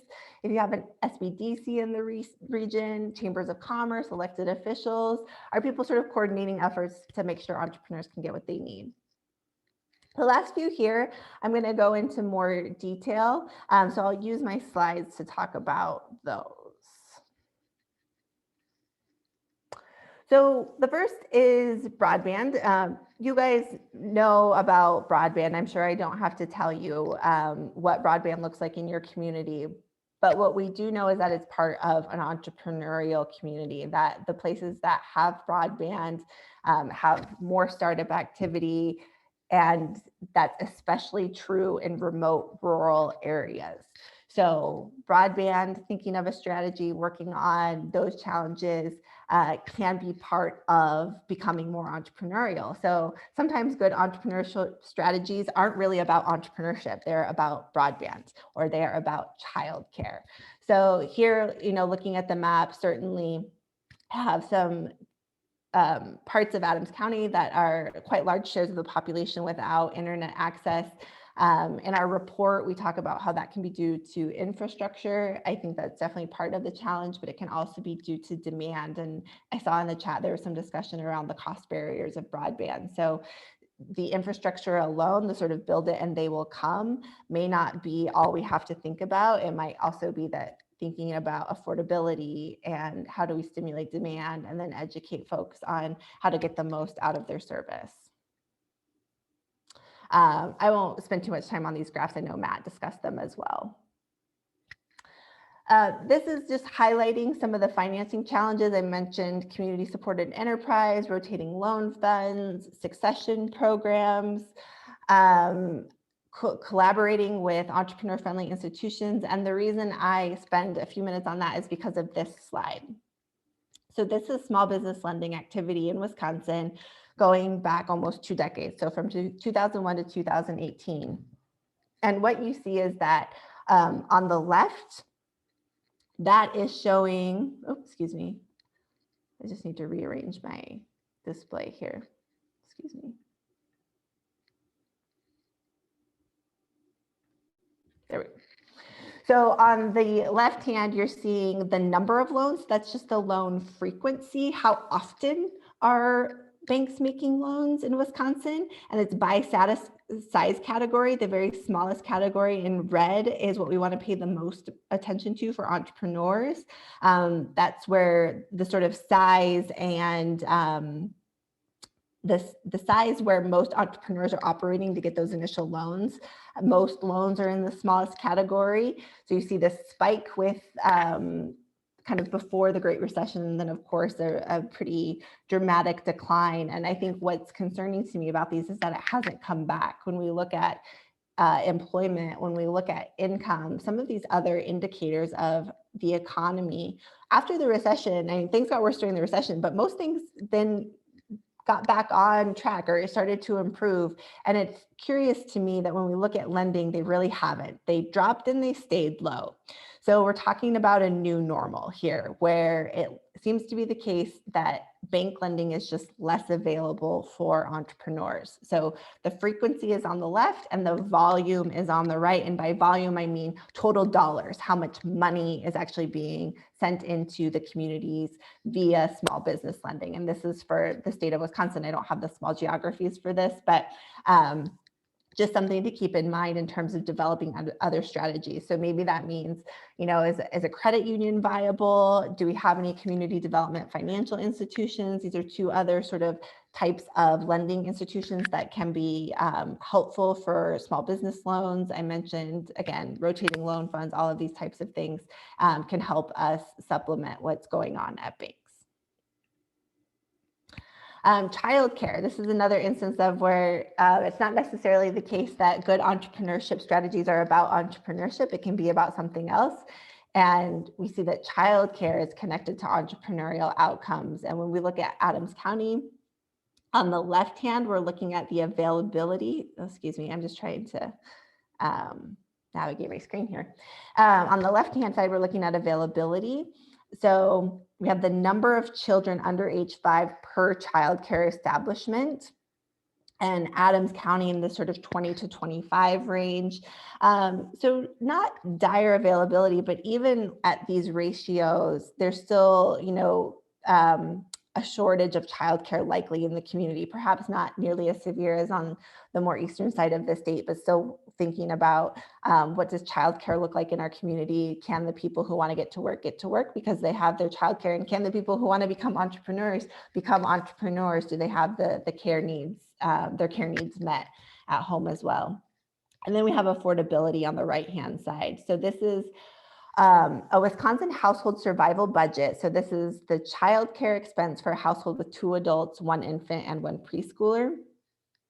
And what you see is that in Adams County, we're looking at expenses around $1,000, over $1,000 per month for this childcare expense. So oftentimes competing, for example, with a household mortgage. So availability and affordability part of the equation in terms of addressing childcare. Last, if you only remember one thing from this presentation, I hope that it's this. Entrepreneurial places also have lots of failure. So we might think of Silicon Valley, we might think of New York, I mentioned Colorado, sometimes the Research Triangle in the Carolinas is brought up as a really entrepreneurial place. And these places have lots of startup activity. What they often don't tell you is that they also have lots of failure. When you have lots of businesses starting, some of them aren't going to work. It's just part of the natural churn. It's part of experimentation. It's part of innovating, to be trying things and have some of them not work out. And we know that in the long run, that churn, that opening and closing, that experimenting and failing is connected to long-term job growth. So even though it might feel like some businesses are closing, that, we have this exit of a new business in the community, and that might feel like a loss and it might feel like a failure. And I don't want to make smaller, there is a direct loss. We do lose some jobs in the short term, and that is a challenge for the entrepreneurial community. But over the long term, by identifying what we're good at, innovating, introducing new businesses, ultimately that leads to job growth. So as part of an entrepreneurial strategy, I think it's important to keep in mind, what are our attitudes around risk? What are our attitudes around failure? What are our attitudes around experimentation? Is all of that okay as we figure out what we're good at, as we innovate, as we create new businesses? So with that, I think we can turn to the discussion. I'm happy to answer any questions and get people's impressions and just hear how any of this is or isn't resonating with you.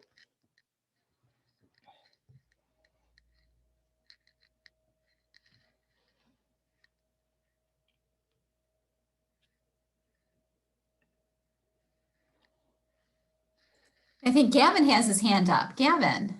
Yeah, I put my hand up. I want to be respectful of the community since it might have questions. So I'll wait a few minutes, but if anybody has any comments before I ask a question of Tessa. And if you have a question or comment, feel free to unmute your mic and share it. Okay, this is Derek Smith with Adams County Economic Development. I thought that presentation was fantastic, and some of that information to me regarding how much businesses move or specifically do not move was sort of shocking and eye-opening.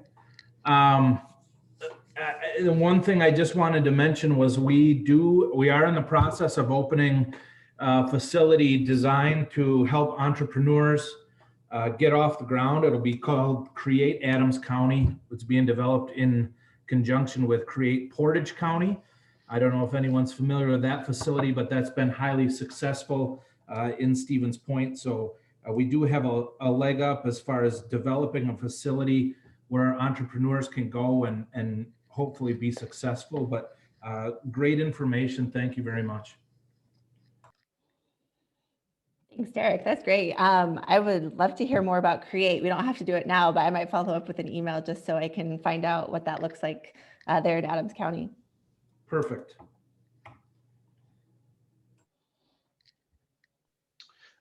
Yeah, Tessa, I wanted to ask a question about, it's something that I feel like I've heard you talk about entrepreneurship a lot and other people as well, but I feel like one of the things that when you start talking about churn that I don't hear about is, I don't know, I'm just thinking like, if I'm a person and I took out a loan to create a business and like that business fails, is it, like I'm left holding the bag for the loan? You know what I mean? Like I gotta go find a job somewhere else. So I'm just kind of wondering, like, I don't know, like that kind of financial strain on people to be able to open businesses. And then when they close, like I'm not a business-minded person at all. So it freaks me the heck out. So I probably will never start a business because I don't think I have that risk mindset of taking out a loan to start something. But yeah, can you just talk about like what happens to those people who have taken out loans and their businesses fail? And like, what are they? Obviously they have to go get a job. I don't know. I just feel like that's something that turns people, at least like me, off from being an entrepreneur. Sure.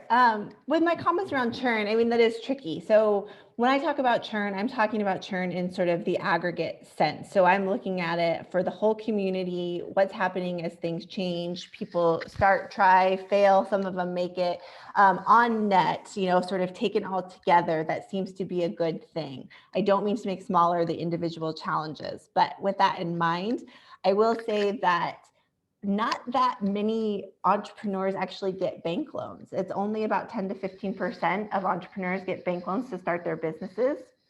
So they're bootstrapping. They are, we say, going to friends, family, and fools, the 3 Fs, or they are using their credit cards. And they're finding ways to do it oftentimes without investing as, the size, or how do I want to say this? It doesn't require the size of loan that maybe we might think sometimes. That said, another thing to think and keep in mind is that most entrepreneurs are going to fail more than once, perhaps. So when we think about Silicon Valley, anecdotally, the saying is like, you're not even taken serious as an entrepreneur until you failed at least 3 times.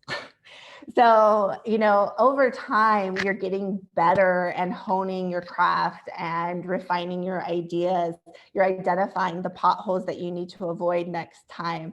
So we want to view this, as certainly, again, not to make smaller the individual challenges, but how do you recalibrate, reconfigure, and then move forward with starting, your next successful venture? If I could jump in, this is Steve here. In terms of getting financing for starting a new business, I think Tessa's right. Very few banks are willing to extend a line of credit or provide a loan to a brand new startup. They're just not willing to do that. When in my course, I have a section where I talk about financial markets, and I call this section, it's all the banker's fault. because the banker won't loan the money. But in reality, what it is that sometimes the financial markets kind of fail when you get at those smaller levels. You have a business, the person is kind of tapped into the 3 F's, family, friends, and fools, and they're ready to kind of take the next step, and they need maybe, say, $10,000 to buy that next piece of equipment or that piece of software that they need to kind of make that next step up. And a lot of banks are not comfortable with those kind of loans. They're too small, they're too risky. So a lot of times this is where Uncle Visa pays for it. And, you know, Uncle Visa charges what, 28% interest? It doesn't make sense. Now, this is where a community can step in and actually maybe offer small grants, kind of seed money, maybe find some angel investors that are willing to kind of step in at that low level. Again, we're talking, you know, a couple of $1,000s is what the business needs to kind of get over the next step. There's a role for perhaps, and some innovative communities have kind of stepped into that market. You oftentimes hear about entrepreneurship prizes, where the community will host a competition for the best business plan. And then the winner gets $5,000 to further develop their business plan.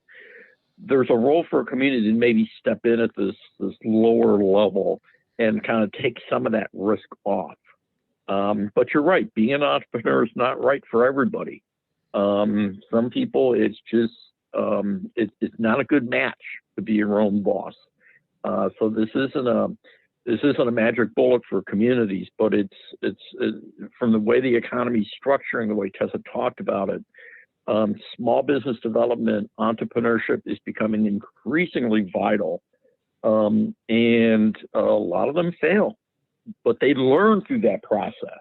Now, the question is that failure embraced by the community as a learning opportunity, or is it kind of discouraged and kind of, you know, a community that kind of says, oh, geez, Fred's been trying to get a business going for, you know, a number of years and he keeps failing, you know, and then looks down upon it.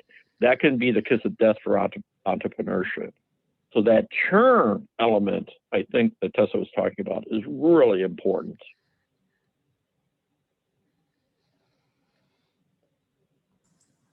We have a question in the chat box. Can you take all of this data to help narrow down what type of businesses an area should pursue? How would we go about determining that? So Matt and Steve, you're welcome to jump in too. So there are some tools for identifying promising opportunities. I think Jackson's presentation, thinking about the trade area analysis, what are people's incomes? Steve has done some threshold analysis, sort of given how big our community is, how many grocery stores can we support, for example? How many hardware stores can we support? So there are some tools. Cluster analysis is another. Where do we have some critical mass accumulating, and where might we support that by developing some new businesses? So there are tools for doing that. I would include in that conversation, though, when we think about if the goal is to bring jobs in the community, I think sometimes we get focused on, well, let's get one business with 20 jobs, and that will be our new kind of investment and source of employment. And if you have that opportunity, I think that's great. But to support 10 businesses with 2 jobs each has the same outcome. And those businesses could be spread out across a diversity of different sectors that could lead to that sort of stability that I talked about. And one thing I didn't get to talk about too in the presentation was the sort of sense of character that businesses can offer in a community. And so can that be part of the discussion as well, in terms of I think of like New Glarus, who has sort of, embraced the Swiss heritage of businesses, have to have this facade. When we think of Door County, so much of what we think about as being Door County is based on the businesses that are there, the way that those businesses have character, whether that's Al Johnson's or their location on the waterfront. It's the way they leverage their resources, those natural resources, those natural amenities, the personalities sort of they bring to the community. When we think of the Wisconsin Dells, what makes the Wisconsin Dells is largely the businesses that are there and the tourism industry that is there. So I think our businesses too can be kind of part of developing and steering our local identity in a way that, our community envisions. So job creation, definitely yes, but also diversity and identity are part of those equations. Well, two quick things. I think first of all, when you're thinking about the types of industries that you might want to target, one of the most important steps that you can take is understanding the types of skills that the labor force in the area actually has. So one of the things you don't want to do is try and target a business that may not match the type of labor that you either currently have or could develop in your community. And I think the other important thing to think about is, do we actually want to target businesses or do we want to target people?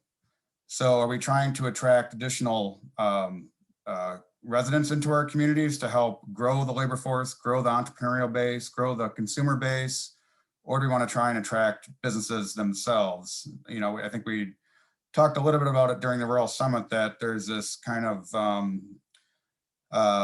back and forth going on in economic development circles, whether jobs follow people or people follow jobs. So if you believe that jobs follow people, then a key strategy can be to try and attract individuals to your communities rather than the establishments themselves.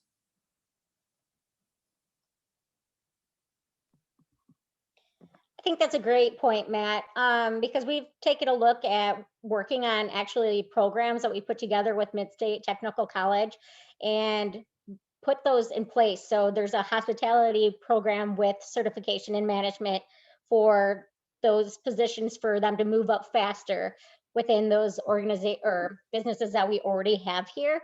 But that makes a lot of sense to, and everybody on this, I know we probably sit here and think that we all have a different identity, but truly our identity is that we are small business, but we have room to grow, but that's too broad. I would still like to bring it down further to what our identity needs or wants to be, because we do have a lot of people, and I know we've touched on this a little bit, but just going through a SWOT analysis, we have that threat that people aren't really adapting to the change around here based on the older demographic that we do have. So that's the thing, I think, that we're going through a transition right now where we need those younger generations to come in to kind of not necessarily take over, but keep that even population there. You need people to have a county. So I think there's a lot to say in what that brand or what that identity is for our county altogether. And I think we've talked about that strategic planning when we put this program or this plan together in 2019, but we're not there yet. I know we're closer, but we're just, that is a good point to make. And everybody, I just want them to kind of swirl that around in their head, and we'll probably be back addressing that sooner than later for sure.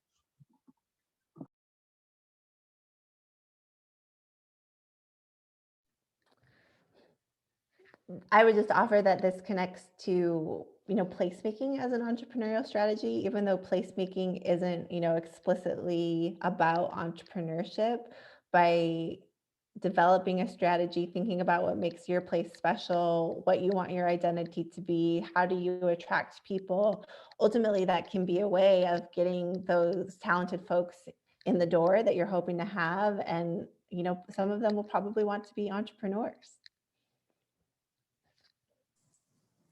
And I'll build on that, what you said, Tessa, and also what Laura said, that sometimes that's expressed in a brand identity, where we do an assessment not just of what assets do we have in terms of real estate and natural amenities, but how do we communicate consistently with a strong message that supports the goals that we want as a community. That can be a really affirming process for a community to go through, for a county to go through, is to identify that place-based brand. What do they bring to the region? What do they offer residents? Why is it that people have chosen to locate here if they've moved to the area? Or why is it that our residents are choosing to remain here when they may have other places that they could go? Those can be really strong, strong indications of what the community is able to offer and how it's able to market itself.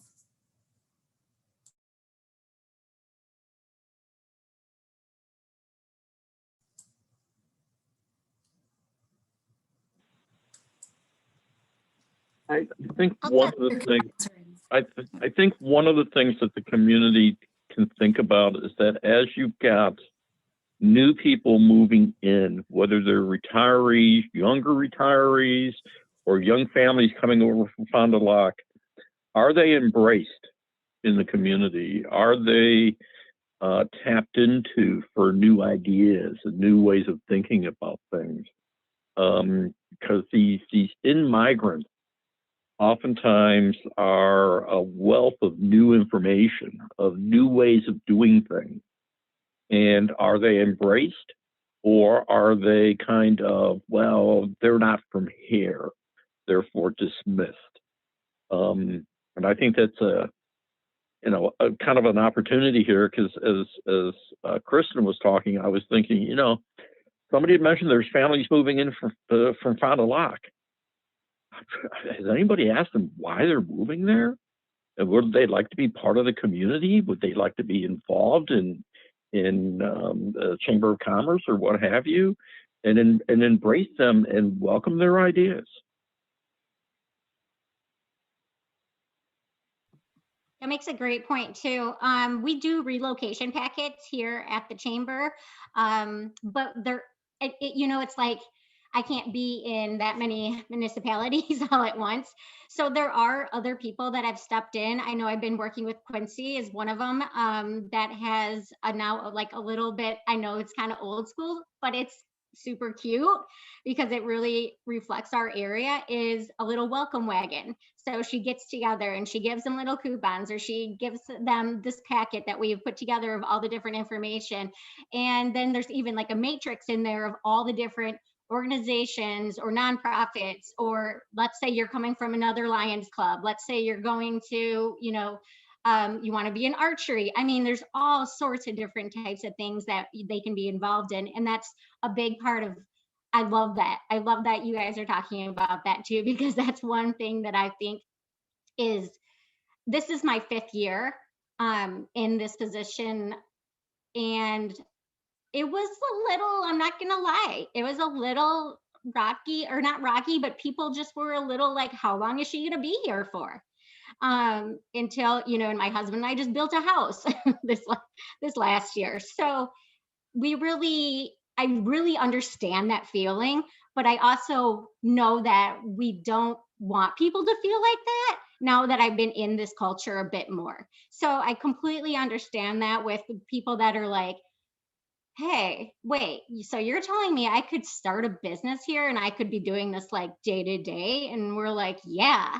So that's one thing that we really think is very valuable at this time, to see that transition with the secondary homeowners as well, because some of them are like, you know what? I don't want my kids down in Madison anymore, and I want them to go to school because everybody's virtual learning, and Adam's friendship is they're going to school. So, there's different things that I've came across in this last year that really we've taken in so much information, which has been so great, because I think we struggled with a lot of feedback for a while.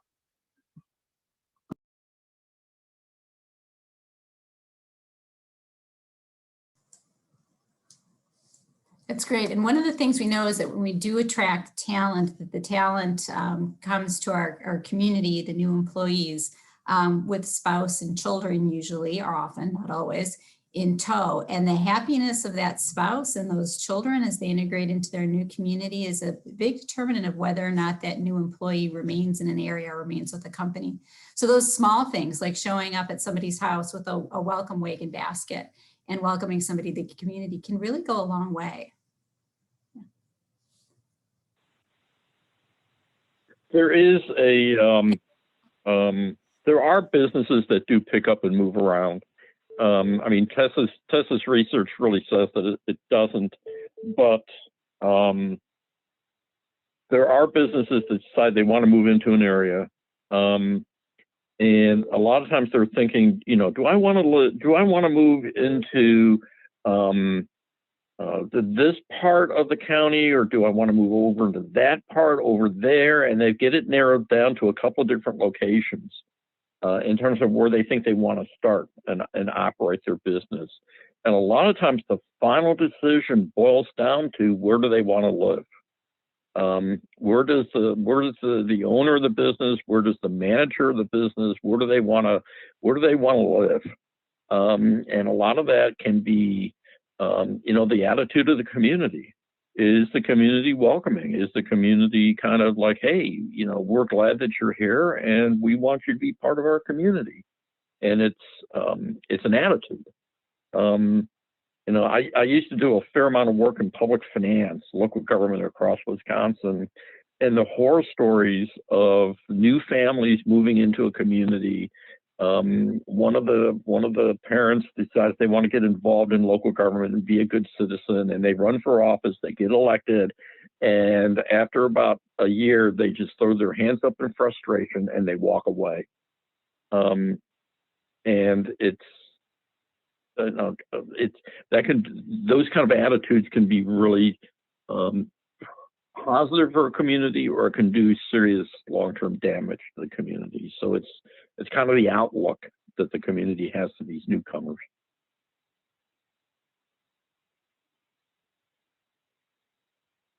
Excellent.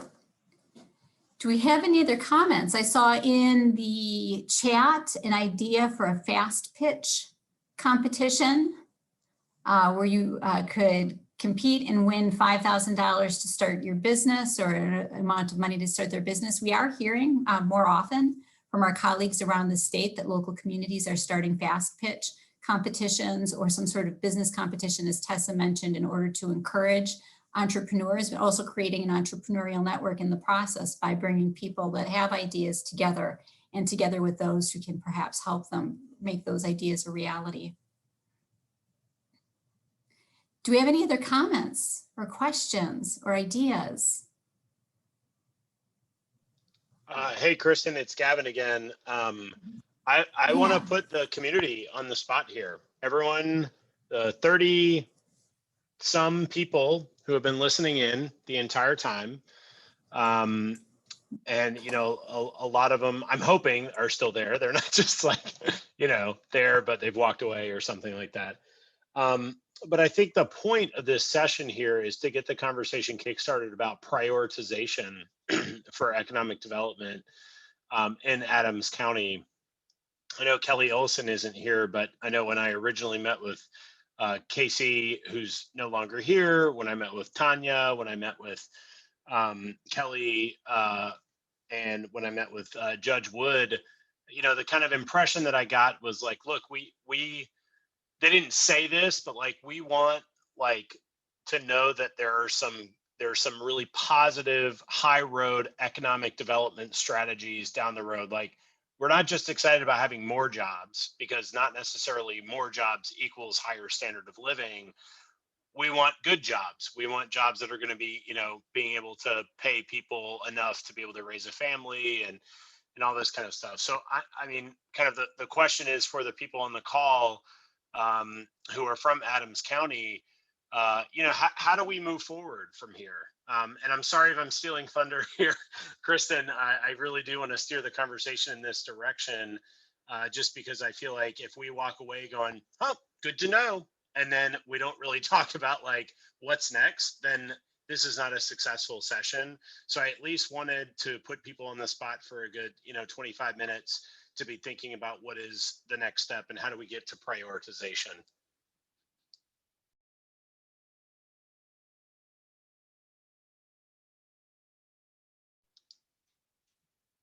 And then there was silence. And I also don't want to only put the ball in, Laura or Derek's court, because, they have like economic development, business development in their job titles. I know this is one of the things that they think about a lot, but, I know everybody here. A lot of you all are elected officials and, public servants, and some of you are interested citizens. So, this is a community-wide discussion, and just kind of curious to know where you all are right now in your mindset.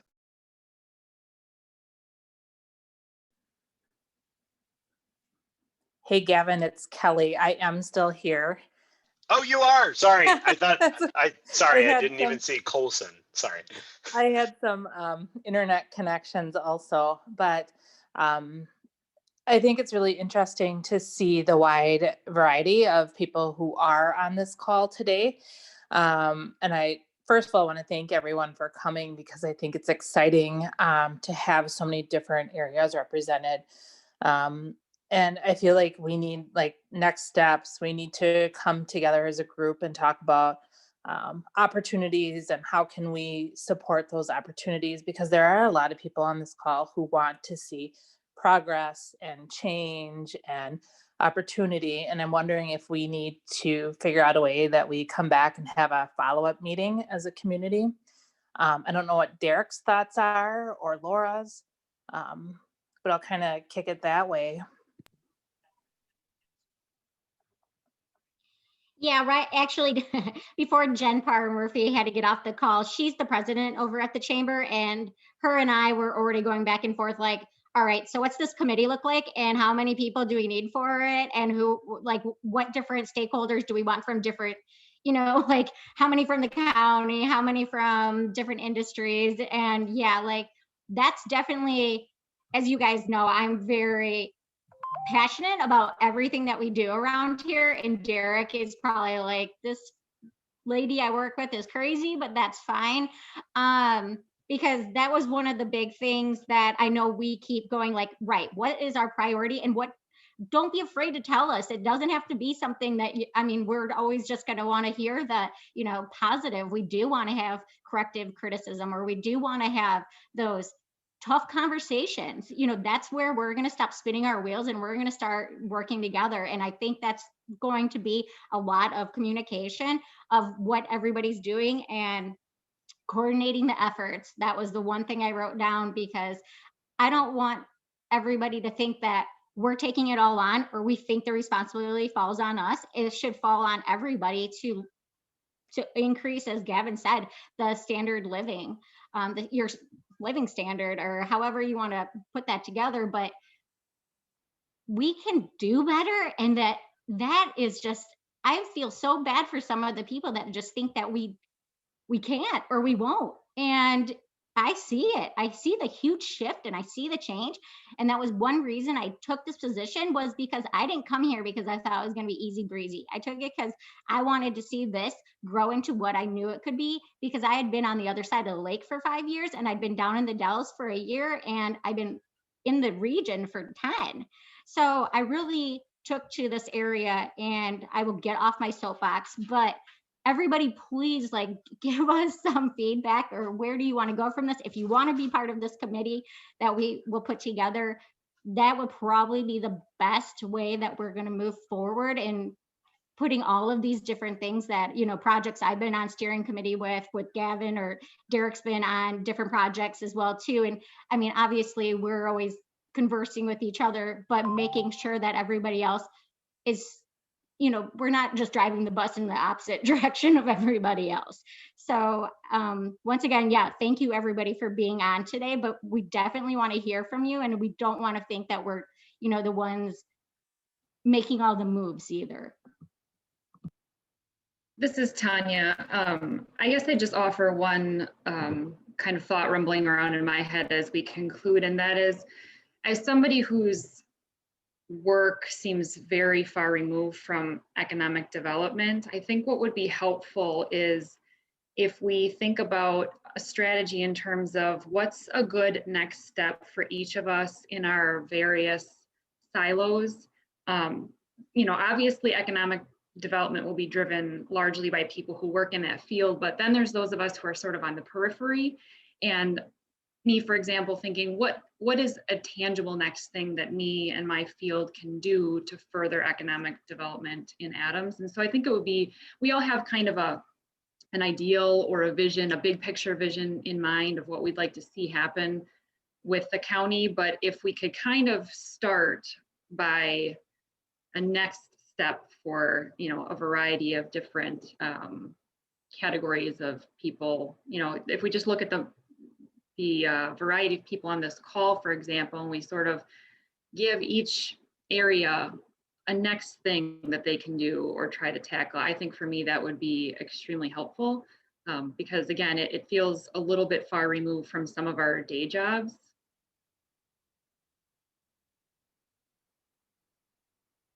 Tanya, I'm so glad that you chimed in with that, because like in my mind, like, you know, we don't oftentimes think of like the criminal justice system or the, you know, the courts playing a role in this. But one of the things that I've always thought, and this is totally like, I'm not a sociologist, so I don't want you all to think this is like an informed opinion, but I've just thought like, why do people break the law? Maybe because they're desperate, you know, like they feel like they don't have something that they need, you know, and they're acting out in a particular way. I know that's not always the case, whatever, but so it seems like you might be close to the people who do maybe feel like they're on the kind of economic margins and they don't really feel included in this kind of stuff, and just figuring out how can you turn that into an opportunity, because I know a lot of people do have talents and things like that, but they don't always have, like me, always have the confidence to be able to start a business on their own, and they might have a record or felony, whatever. So I'm wondering how there might be some room to be thinking in these like creative ways to get somebody like you, Tanya, involved in like getting access to some of these populations that do feel most on the margins, and figure out how do you turn those, what you might see right now as a liability, into an asset that they could be positively impacting the economy. Yeah, and we have at Extension a couple of colleagues that work with reentering citizens too, and have been working with their district attorney's offices and different portions of law enforcement to provide on-ramps to employment. And oftentimes in areas that are pre-pandemic, I would say, had chronically low unemployment, which creates an opportunity to provide citizens, reentering citizens, jobs. So if you'd like, Tanya, we could follow up with some information for you about that. Sure, I'd definitely be open to that.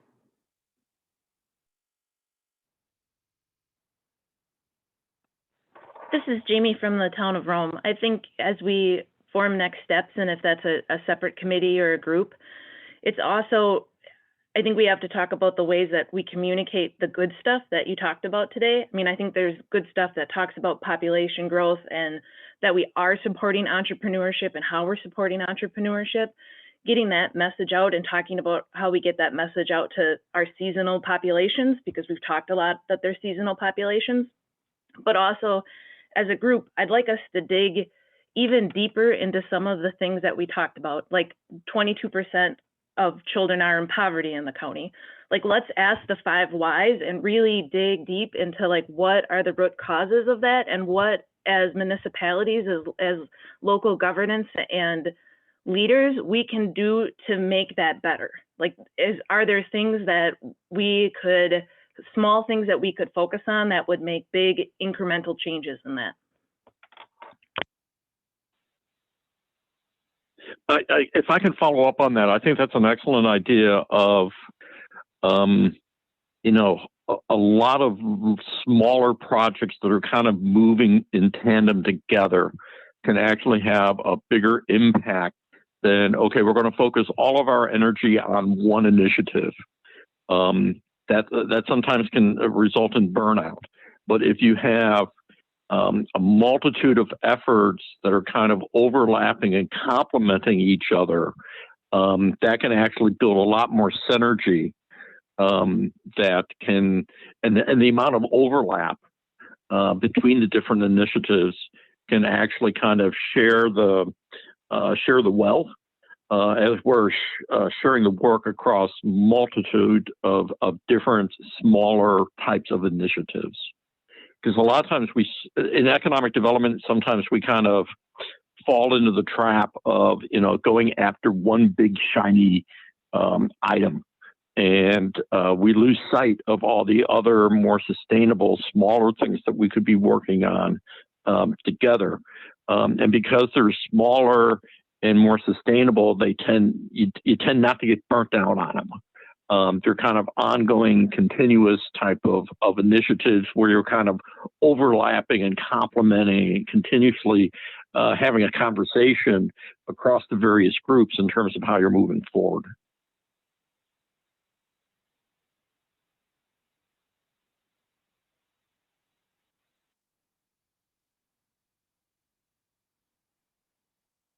Well, this is Jim Bielecki here. I've listened to this all after a lot of good points were made, a lot of comments.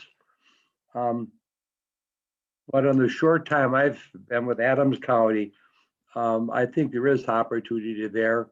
I think there are a lot of movers and shakers that are very interested, but how do you tie that together? I've observed a lot of the activity going in Rome, had conversations with local elected officials such as Mayor of Adams, and they all got the right idea individually. And if there's a way, possibly spearheaded through the chamber for the start, to tie the people all together and underline the word regional, not just taking a piece of the county, but you say such as the Hungary, homes, that sort of thing there too, and tie these all things together. And I even think for Adams and Friendship both, the opportunities there on the Highway 13 corridor is to master plan that whole area for redevelopment. Could be new development, could be rehabilitation. Rehab is going to be a tough nut to crack, but it's workable. But for that matter, you could consider that for the whole county to include, even from a regional perspective, tying all the government entities' comprehensive plans together. What do we have? Where do we want to go from here? Now, a lot of that sounds like, but where we go from here, that needs to be driven by the community and having more community stakeholders involved, which probably involves a lot of community input and perhaps different means to get that for them. But I often thought to myself, in Wisconsin, not just Adams County, go across, we go up north, Sawyer County, why no one ever thought to get together in a regional perspective, for example, and find land within that county to dedicate for a massive industrial park, for a large entity to market that way. And some may not want to do that because look who's getting the tax base, with something to that effect, if you will. If you're bringing more jobs that year, those people who buy homes, they're going to be buying goods and services. And if they're good paying jobs, they're probably good community stewards. Point is, everyone will probably benefit their own way. Not just about a couple of years ago, Target and Amazon were ones looking too for different areas to build these massive distribution centers. And I just don't see activity going on. Now, people, well, where's the state? They're asleep. Well, local has to take some initiative here too. But I think you've got a lot of opportunity there. Presently, agriculture and tourism are two solids up there too. Someone mentioned a couple hours ago, a lot of people are coming in, are trying to escape the Milwaukee, Chicago, Minneapolis. And from personal experience, I know a number of people that are exiting the state of California. That'd be a good place to target for new people to move here. But I think you got all the right pieces there, just a matter of tying them all together.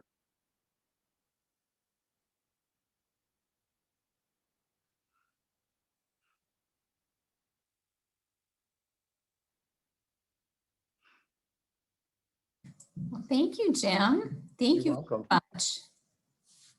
Do we have any other comments? That from the city of Adams, that we are pursuing after 10 years of not doing anything, 34 acres in our industrial park.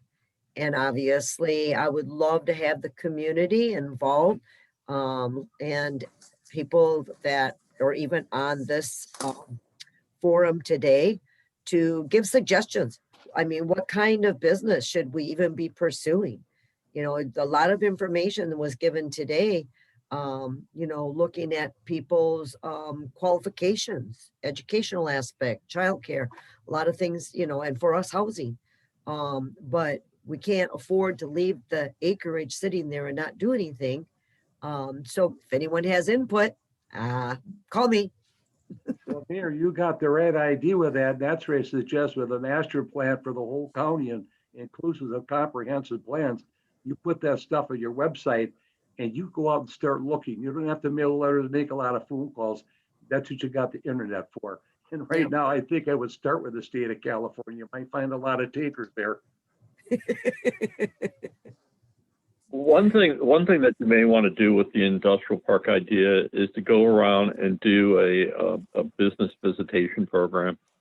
Go get a couple of folks together and go around to the existing businesses that could perhaps be targeted to expand into the industrial park, and find out if you know, they're thinking of expanding. Can they expand in their current location? Or if they do expand, you know, how could we help you move your business into the industrial park and make that expansion? So a good place to start is in your backyard in terms of existing businesses. It does a couple things. One is that it could identify a couple businesses to go into the industrial park. Second, it kind of gives you a better idea of what kind of businesses you do have there. And the third one is that it can actually build a stronger sense of community by kind of, you know, introducing yourself and saying, hey, we're really glad that you're doing business here. We're proud that you're doing business here. And how can we help you be more profitable and maybe expand? That really kind of builds a sense of social capital within the community. So kind of a business visitation program with the idea of saying, hey, if you're thinking of expanding, we may have an opportunity for you to expand into our industrial park.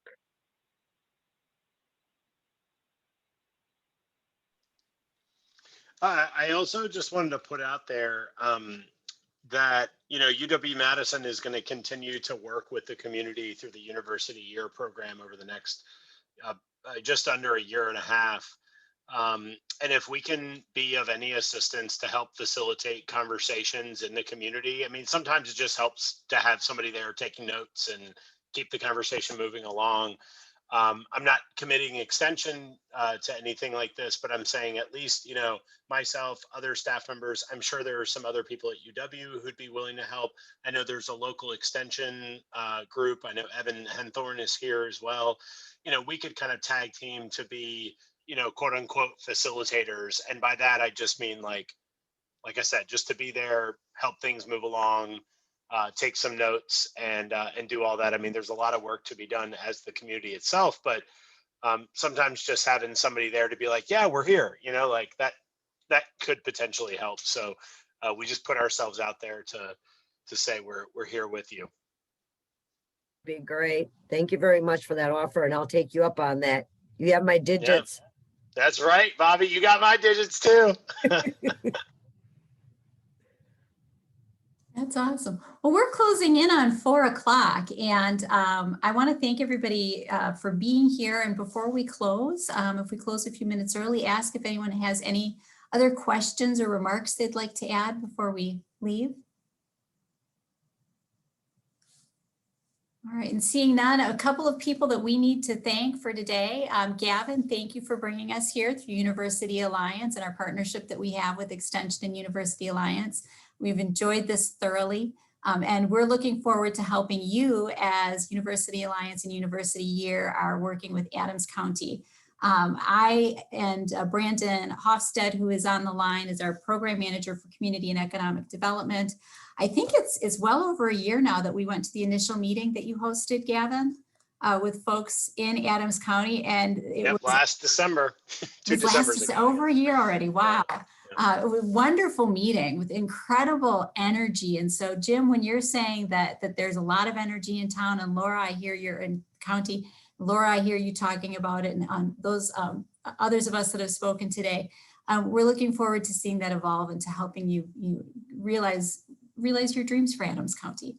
I want to thank our presenters today, Dr. Stephen Deller, Dr. Tessa Conroy, Matt Curis, our economic geographer, and Jackson Parr for speaking today. Thank you to all of those who have signed up. When you leave today, within probably the next 12 hours, you'll get an email along with the slides from today's meeting, some contact information for me and probably for Gavin as well, in case you have any follow-up questions. There'll also be a link to an evaluation. We attempt every time we do one of these forums to get a little bit better. So please do, if you don't mind filling that evaluation out, we take that feedback to heart. It helps us improve. So thank you to University Alliance, to Extension, to the Department of Agricultural and Applied Economics, and also to Wisconsin Rural Partners for their partnership, and WEDC as well in executing this forum and our forum our summit last week.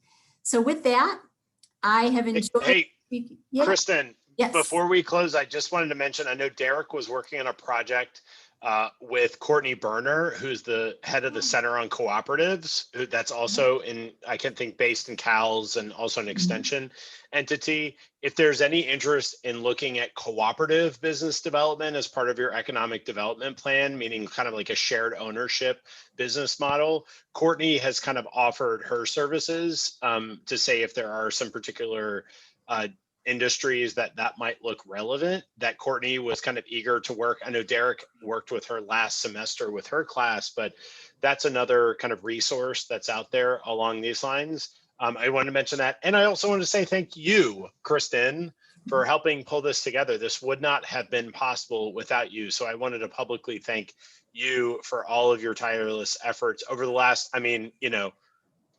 3-4 years that I've known you, but in particular with Adams County, the last year and a half. I really appreciate it. Excellent. Thank you. Thank you very much. And I'm going to pass that thanks on to Derek, because Derek and I and you have been emailing about this forum for close to a year now. And so thank you, Derek, for hanging in there with us through a pandemic and getting this on the calendar and helping us to promote it. Oh, thank you. Thank you. And thanks to everybody who was able to attend today. It was wonderful. Wonderful. We look forward to continuing to speak with you. Contact us if you have any questions at all, if you need more information about what we spoke out today. Our job is to serve the people of the state of Wisconsin, and that is you. So please do let us know what we can do to help. And with that, thank you very much today, and we'll see you soon, I hope. Thanks, Kristen. And are the PowerPoints are going to be available, right? They will. will. We'll send that out. Yeah, that will be sent you out. bet. Cool. Thanks, everyone. Thanks. Bye, thanks.